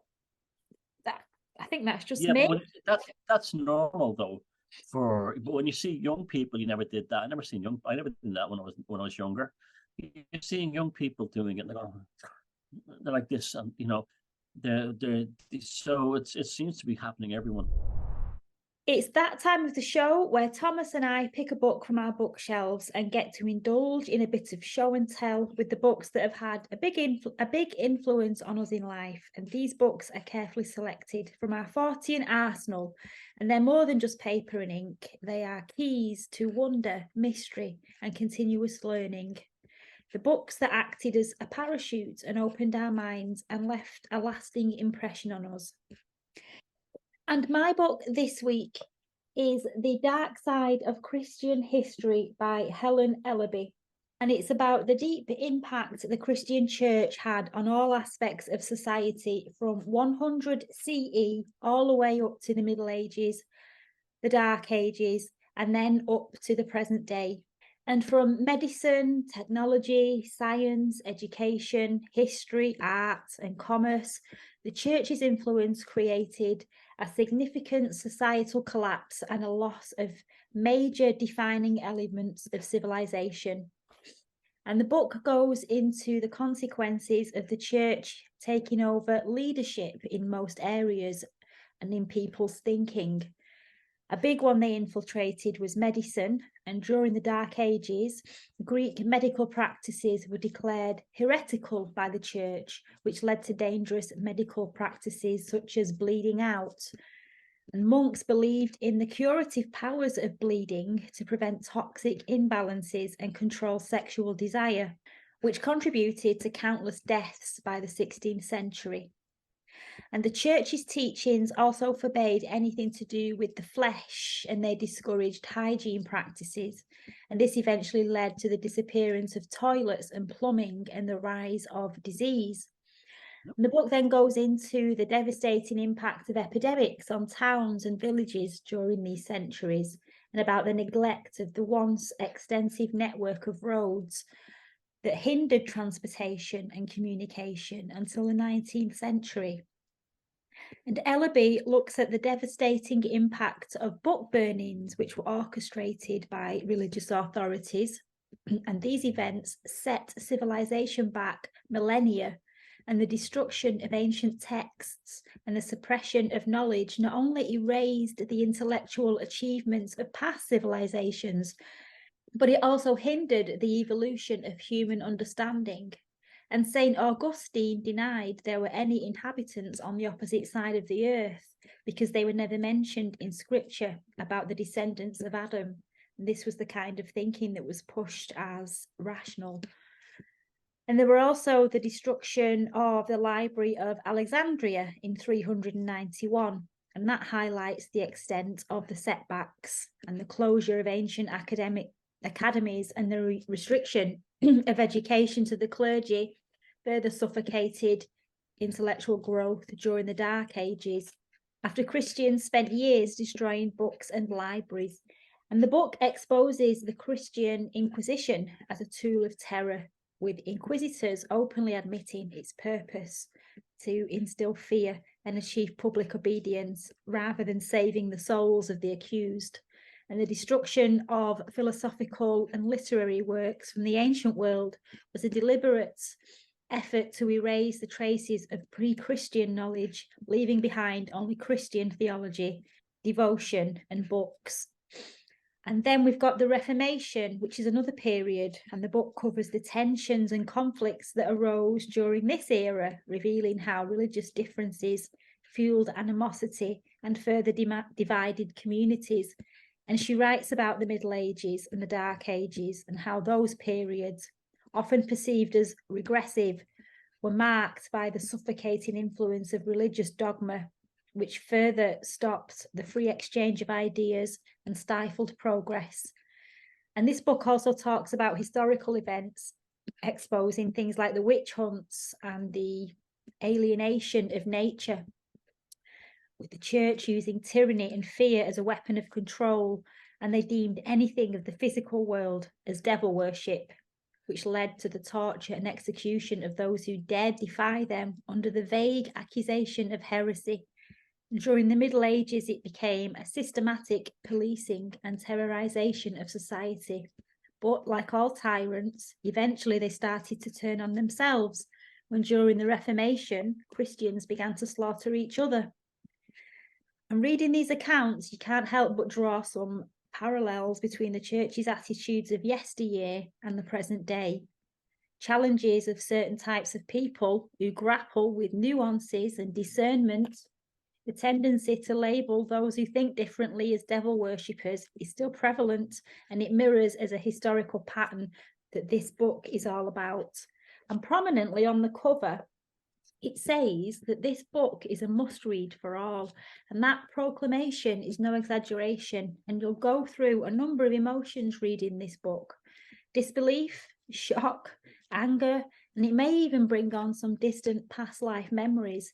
It is an expose of Christian history and the death and devastation that it's left behind. Yeah, Western civilization was held back about 1,000 years by Christianity. It's I don't like thinking about it too much because it makes me angry. Because one of my navel gazing things is to look and think about like what will we have gotten sooner had, or what we would have lost, you know. I mean, the Romans in the late Iron Age, just before the Christians came along, were already building steam engines. They were using them they'd figured out that this pressure steam could be used to turn cranks and pins and cams, but they also had railways. The wagons were pushed by horses or, you know, men. All they had to do was the obvious idea of putting the steam engine on the train, and they would have had the steam locomotive and the steam train, what, 1800 years before Robert Stevenson? Just think about that, you know, nearly 2000 years. And that's just not the only thing. Is in Catherine Nixie's The Darkening Age, one of the reasons that the Elgin marbles survived on the Parthenon is the Christians didn't know how to build scaffolding. Now, I think because they chased all the engineers out of Greece and Rome as being heretics and builders of idols and, you know, this kind of icons.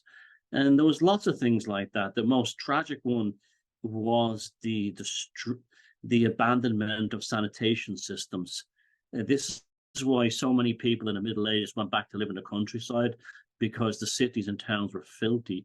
Where the Romans, and it wasn't just the Romans, the other barbarian tribes of Europe had made tremendous advances in technology as well in their own world. And even before the Etruscans, my God, and, you know, even before that, were doing stuff that was incredible. And here we have, it's all gone. And we have the Black Death, compounded by the fact that the church declares cats to be evil and emissaries of the devil, so they couldn't hunt the rats. And that they killed the dogs as well. They believed that they were all devil things because it's in the Bible. And lots of things like that. And, you know, there's, I'm trying to think of, like, there's so many examples I can think of. Yeah, during the Dark Ages, it was, you know, who was the one group that had tremendous technological advances? The Vikings, the pagans. They built the most incredible ships. They explored the world, and they had incredible technology and metallurgy, and they were also excellent farmers as well. And they were, you know, they were pagans. And the Carthaginian Empire under Charlemagne and the Pope killed them and the Saxons, you know, another pagan tribe. And it just goes on and on and on. And even, you know, by the time we had the Protestants enlightened, well, we really started to get back again on our feet with the Renaissance. What was that? The Renaissance of the pagan classical world. And even the church wanted to build grand basilicas, like and great sculptures, and that's why they called upon the likes of the Medicis, who were probably quite secular, understood that the church was actually holding, the world back, and that's why they hired people like Brunelleschi to complete the dome of the church in Florence, which was a staggering technological achievement for its time. And Brunelleschi also was one of the artists who developed perspective. And when they were given a chance to not be bullied by the church during the Renaissance, you had the stratospheric rise in technology and arts, philosophy, engineering, and architecture. But there was another aspect to it. A lot of stuff went underground because if you look at how they built the cathedrals of the Middle Ages, and some of them are staggering, that was because the Freemasons held a lot of that stuff in secrecy. How to use flying buttresses, how to build load-bearing walls, load-bearing arches. These were all classic Roman techniques and Greek techniques, and the Freemasons instinctively knew about this. And it may have been the lodge that was the secretive lodge at Roslin in Scotland, where they were probably first, organized to build these churches. The Sinclairs seem to have they had a building there with all the best stonemasons from, and somehow they had access to the ancient engineering that allowed them to build. It's almost like Roslin Chapel was a test for all the different styles of architecture, and it was a test before they hit building the main cathedrals. It's just amazing. I don't like dwelling on it too much because The church says things like, well, didn't the church sponsor the Renaissance? We would never hear about Michelangelo and Brunelleschi and all the rest. Well, that's why, that's because they wanted the technology. They realized they weren't going to build their St. Peter's Basilica and all these other kind of vast monuments without getting that knowledge back. So they have to capitulate and allow artists and engineers and scientists to rule the roost again. But yeah, it's absolute catastrophe. Things like the medical stuff alone, the level of medical care in Rome and Greece was phenomenal. And it took like up until probably the 1700s to get back to that level. We were robbed of the Western side of civilization, and particularly Europe, was catastrophically damaged by Christianity's arrival here from the Middle East. You read that, you will be it's very frustrating, and it makes you very angry. It really does. And you shake your head and you have to read some of it twice because you can't believe what you've read. There's even, things in there that I wasn't aware of. Just little things as well, like the church's attitude to women was that they tempt man, so therefore they're harlots, but because they spend their time nurturing and looking after the home, then they're too focused on earthly things, therefore they must be devil worshippers. The gaslighting. The Irish Catholic bishops sent a letter to the government in the 1940s saying that they have to ban Tampax and tampons because they're used to enhance sexual stimulation and have nothing to do with hygiene. The government ignored them, of course, thankfully, but this is what they were like even in the 1940s. Yeah, unbelievable. If he was accused of heresy back then in the Middle Ages, and you were sentenced to death, your children could be as well, just for being related to you. Yeah, and don't have this thing that it was all the Vatican. Protestants were just as bad. It was Catholics and Protestants they were both equally as bad in what they got up to and persecuted. So don't have this thing that was all the Catholic Church and the Vatican. Oh. At least they tolerated the Renaissance enough to let it happen. And the Protestants gave us the Enlightenment and the Protestant Enlightenment later on. But the Calvinists and the Lutherans were worse than the Jesuits in the Inquisition. So it's like, don't limit it to one denomination.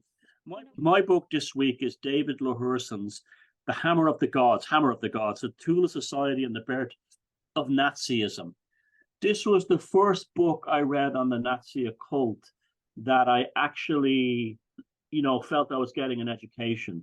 There was lots of books on the Nazi occult written. In fact, the history of these kinds of books on Nazi occultism go back a surprisingly long time. In fact, the first one published that I'm aware of in the English language is The Occult Aspects of the Coming War by Lewis Spence, which was published, and believe it or not, in 1940, before the Battle of Britain even began. And it was reading this book, Hammer of the Gods by David Laurson, that actually made me want to deeply research this topic, which culminated in my own book, Walpurgis Night. Now, but I wrote it from a different aspect, from someone who actually understood the occult and paganism, where this book was written by a professor at the University of Wisconsin in Milwaukee, and he does a great job. Like I said, the previous books I'd read before this were very Daily Mail, that very sensationalist, very cliched. He did, Lahursson just gets down to business. And he writes it down in a very prosaic, matter-of-fact manner, the cultural, social, and spiritual crisis in post-World War I Germany, or actually post, the establishment of the Germanic Empire under Bismarck, and the loss of things like the Plattendeutsch, the old High German language, and replaced with the creation of Germany as a country rather than a bunch of states, how that affected the Armenians, all the nature societies, all this sort of like pagan, neo-pagan revival societies, how they all culminated in Rudolf Hess and a bunch of other people inside the Intercontinental Hotel in Munich who performed the seance. And in it appeared two aristocrats who had been executed by the communists a few days before, who's manifested in ghostly form on the table and told them that shortly the Freya Christus, the Christus of the Christ of the Germanic Christ, would enter into this building. A couple of days later, a young lieutenant with steely blue eyes walked in called Adolf Hitler. Rudolf Hess took one look at him and said the prophecy has been fulfilled. Now, he covers this in great detail, the events going on in and around the Intercontinental Hotel in Munich.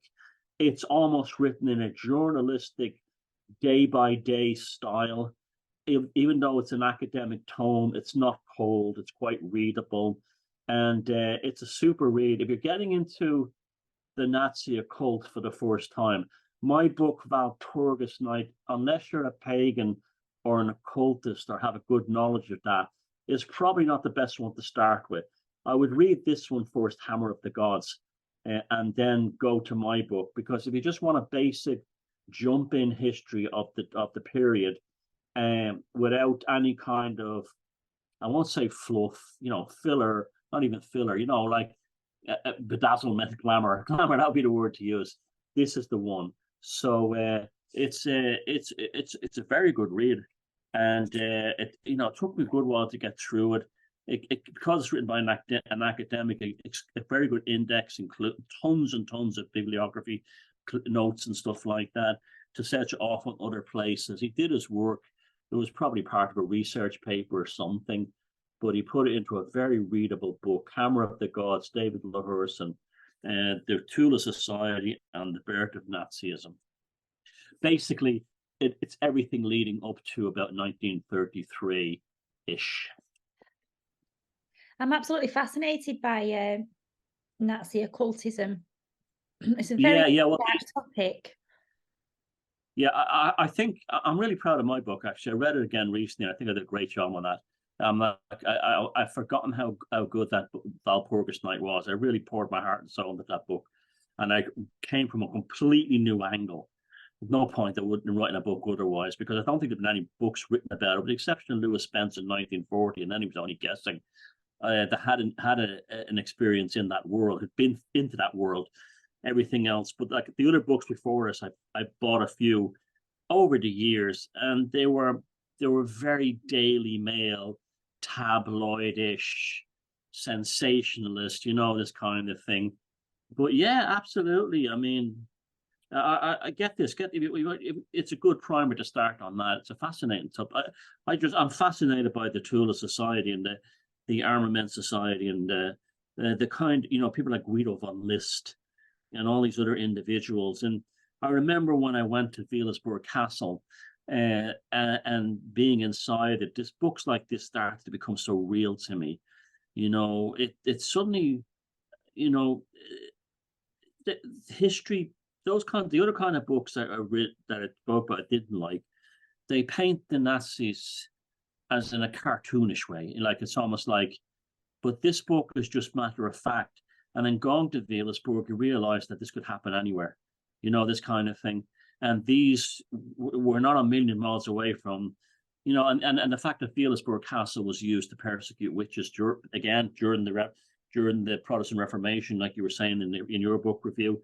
And on top of that, it was probably built on top of a pagan temple. I'm always convinced of it, either a Roman temple to Diana, or perhaps even to, Thor or someone like that. But I felt like it was very much, I was inside the whole, the underground crypt, the infamous underground crypt. It was in a whole hour to myself inside there. And yes, there's something very powerful about that history. I mean, I know people that don't really have interest in World War II, or, they may have a revulsion to that stuff. And they've watched documentaries on the Nazi occult and goes, stuff's absolutely fascinating. And it is. It is. And was that crypt that you just mentioned, was that the crypt where you did the invocation? Yeah, the one I locked the Germans out. I got the Germans back for World War II. I locked them out of it. And I didn't have a negative vibe in that place. It's the weirdest thing. I just didn't have a negative vibe. I didn't have, an eerie feeling. Now, it has a museum downstairs that does deal with the whole Nazi occult thing, and it's very good. It's actually like all the stuff of like, well, it's basically the neo-paganism side of it. It's very, very, and it's a phenomenal book collection. You can't open them behind glass, but it's in a very kind of modern, sterile kind of environment. And then the castle itself kind of feels friendly. It's like the lovely old German building. But no, I didn't, there wasn't a death camp beside there where there's Jehovah's Witnesses in it. And they worked these poor bastards to death. And that was supposed to be the center of a gigantic city. I've got a video about it on BR313 channel. That was supposed to be a huge city. That was supposed to be like a Vatican of this stuff, of the SS. And again, I thought I was going to have this creepy feeling, but it wasn't like that at all. There was no, I didn't feel any ghosts or residual energy there. I don't know why, I don't know. But the countryside around I did, though. That was kind of weird, but not there. I've been in places in Germany like the Odenwald that were far more occultic feeling than Wielisberg, but but that's a center of paganism and stuff like that.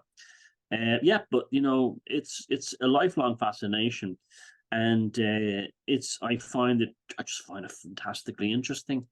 And it's not a case that like, oh, it's a warning from history, it could happen again, because I actually do believe that if we had a magical revolution that was benign, that tried to help the human race, it might actually be a good thing. And I think a lot of, this whole thing of, Illuminati and nonsense about Bohemian Grove, that's not a cult. That's all play acting and, drunken country clubs. This was probably the only time in history I can think of that there really was an occult foundation to it. Aside from things like the Romans and their religion, that kind of thing, the paganism and the very deep paganism the Greeks and the Egyptians. In the modern context, it was really different, and it was so full of events that seemed so prophetic or something. Like when Hitler went down the Danube on a tram to get the missing issues of Ostara magazine, he probably saw the swastika for the first time above the castle that was there as a sigil, and it may have given him the idea to use it then. And then I've got some copies of Ostara. It's in German, but you can get English translations of it, and very interesting subjects like books on the body electric, articles on sex magic, and this back in like the 17, 18. There's very little kind of like, when you're, even this book said that Ostara was full of like Nazi ideology regarding racial and blood. There wasn't. A lot of it was like theosophy. In fact, they called it Ariosophy. It was the Germanic. It was a different version of theosophy. It came from the same kind of concept, but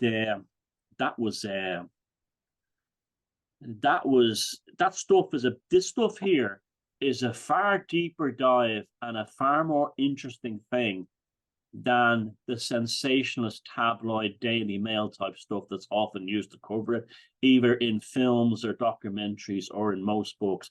And that's why I like this book. It was a prosaic record of the Tula Society and the events leading up to 1990 in Munich. Highly, highly recommended if you're interested and want to get into that subject. And then read my book, Walpurgis Night. And that's a kind of a compliment to that kind of stuff, because then because I cover a different world, I bring my stuff into it. Shameless plug, but it is a good book. Maybe I'll surprise you one week and review it. Walpurgis Night? I'll make a video on it, yeah. I might review it. I might bring one of your books into the review. The voice is going fix. Well, it's time to wrap up this week's episode and say goodnight. And we hope you've enjoyed tonight's journey into the unexplained, and you'll join us again next week. And as always, thank you for letting us be part of your Sunday night. And if you haven't already, please subscribe so you don't miss an episode. And please continue to share the show far and wide. You guys are our only form of advertising, and we appreciate every view and share that you invest in us. And also, don't forget, please stick around for my discussion with my guest, Dan Updike of the TDP videocast. We're talking all things occult, and that's coming up in around 15 minutes' time. Great stuff. And I would like to thank everybody else as well for remaining part of the conversation and keeping us going. We're nearly near our 1-year anniversary, aren't we? We're coming up on that. And don't forget to hit the like button. That's important because that actually puts it up the algorithms and stuff like that. So we'll finish off now with the tarot. What card this week, Sarah? This week's Tarot of the Week card is the Four of Pentacles. And the card has a male figure showing himself as a regal figure wearing a crown, and he's sat on a makeshift throne. And his goal is to elevate both his social standing and his financial status in order to have a secure and comfortable foundation for his future. And his red tunic signifies the practical energy that he's invested in building a solid groundwork for himself. And having successfully achieved this, he now wears a black cloak over the top, symbolizing a protective shield, showing that his assets are divinely guarded and reinforcing that he must safeguard his wealth. Now, the number 4 on the card shows balance. Each foot is resting upon a coin. One coin is at his crown and another is tightly clutched against the center of his body. Symbolically, the money at his feet keep him grounded and he feels secure, knowing that he's put some money aside. And his arms surround the side of a coin and he's protecting it and making sure that for now it remains untouched by any other hand. He made that money, and so it becomes an important part of his identity. And wearing the coin on top of his crown is a declaration of pride, symbolizing his journey from the bottom to a self-made status. And the central coin, held like a wheel, shows his belief that money, or rather his attitude, that money should circulate rather than be hoarded. And it looks like he's spinning it like a wheel, which could be interpreted as money makes the world go round. Now, the upright Four of Pentacles is a sign for the need of stability and establishment of a secure foundation, especially if you've gone through past hardships. And the card suggests that challenging times have ended and that your diligent efforts are starting to bring real, tangible results. And while it may not indicate a huge amount of money, there is the assurance that you'll have enough resources to put aside for your necessities. And beyond financial matters, the card is also about the need to safeguard your assets in order to build a strong foundation for family and future. Now, the card is sometimes seen to be a miser or a hoarder, and I guess that would be dependent on what other cards came out with it in a reading or what is going on in the querent's life. But it's important to see and understand that the man in the card clings tightly to his coin, not out of greed, but as the rightful custodian of his hard-earned wealth. The money in his possession has been diligently earned, and that must come with a cautious approach to its management in order to prevent being frivolous and foolish with the money earned. There's a sense of value in what you have accomplished and a natural desire to keep it close for a while. But as money is a form of energy, this careful consideration of how you want to spend it or invest it is key. And approaching financial decisions with this mindset rather than scarcity or poverty consciousness ensures that money will work very well for you and contribute to your overall prosperity. And if I may, I'd just like to share a personal anecdote from this week that illustrates what the Four of Pentacles is saying.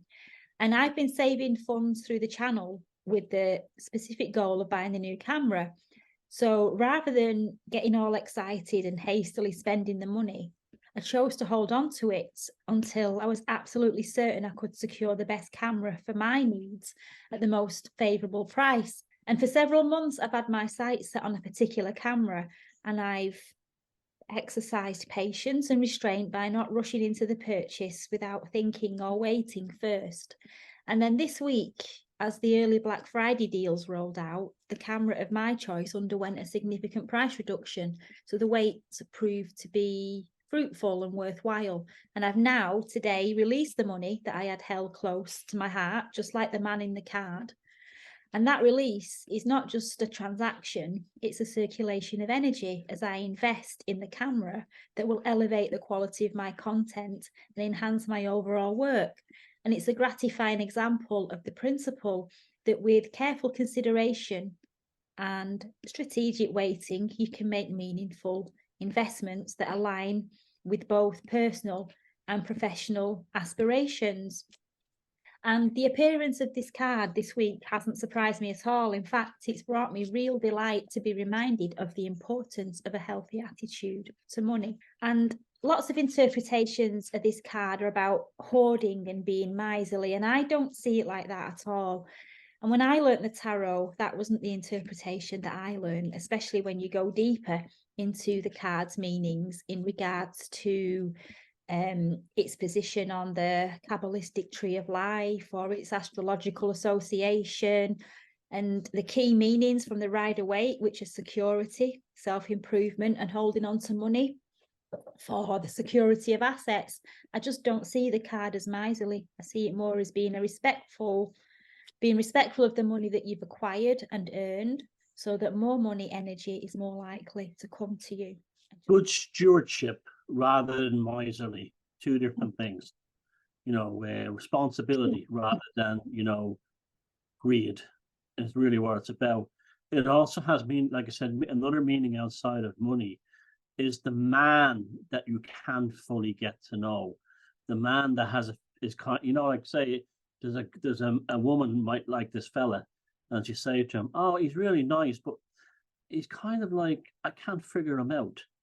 I can't really fully figure him out. I feel like he's protecting himself or he's hiding himself back. It's all, and that would also be, say if a man left the woman and broke up, and it's a card of like, well, why did he do it? What's the reason? So it's the card of the dark horse as well, the dark horse male, the one that, he's not only has good stewardship over his money, but also over his emotions and his personal life. It's the card of the man who protects and keeps his personal life very private as well. So that can be a very frustrating thing for people too, especially if you're trying to make friends with someone or get to know someone, and they're a bit like, you feel like there's a big part of them that's missing. They're like, we wish they'd open up a bit more, or they're, something like someone at work who you would like to know better, but they're kind of like a bit, not rude or nasty or put offish, but they're respectfully distant rather than, being snubby, that kind of thing. Yeah, I love the artwork on the card. It's real pretty in the Radiant deck as well. So I'm glad you got the camera, and I was dead jealous when I saw the price you got it for, because I wish you did really well there. And you'll add so much more to Hocus Focus in your own channel going forward. So good night, Sarah, and good night, everybody else. Good night, everybody.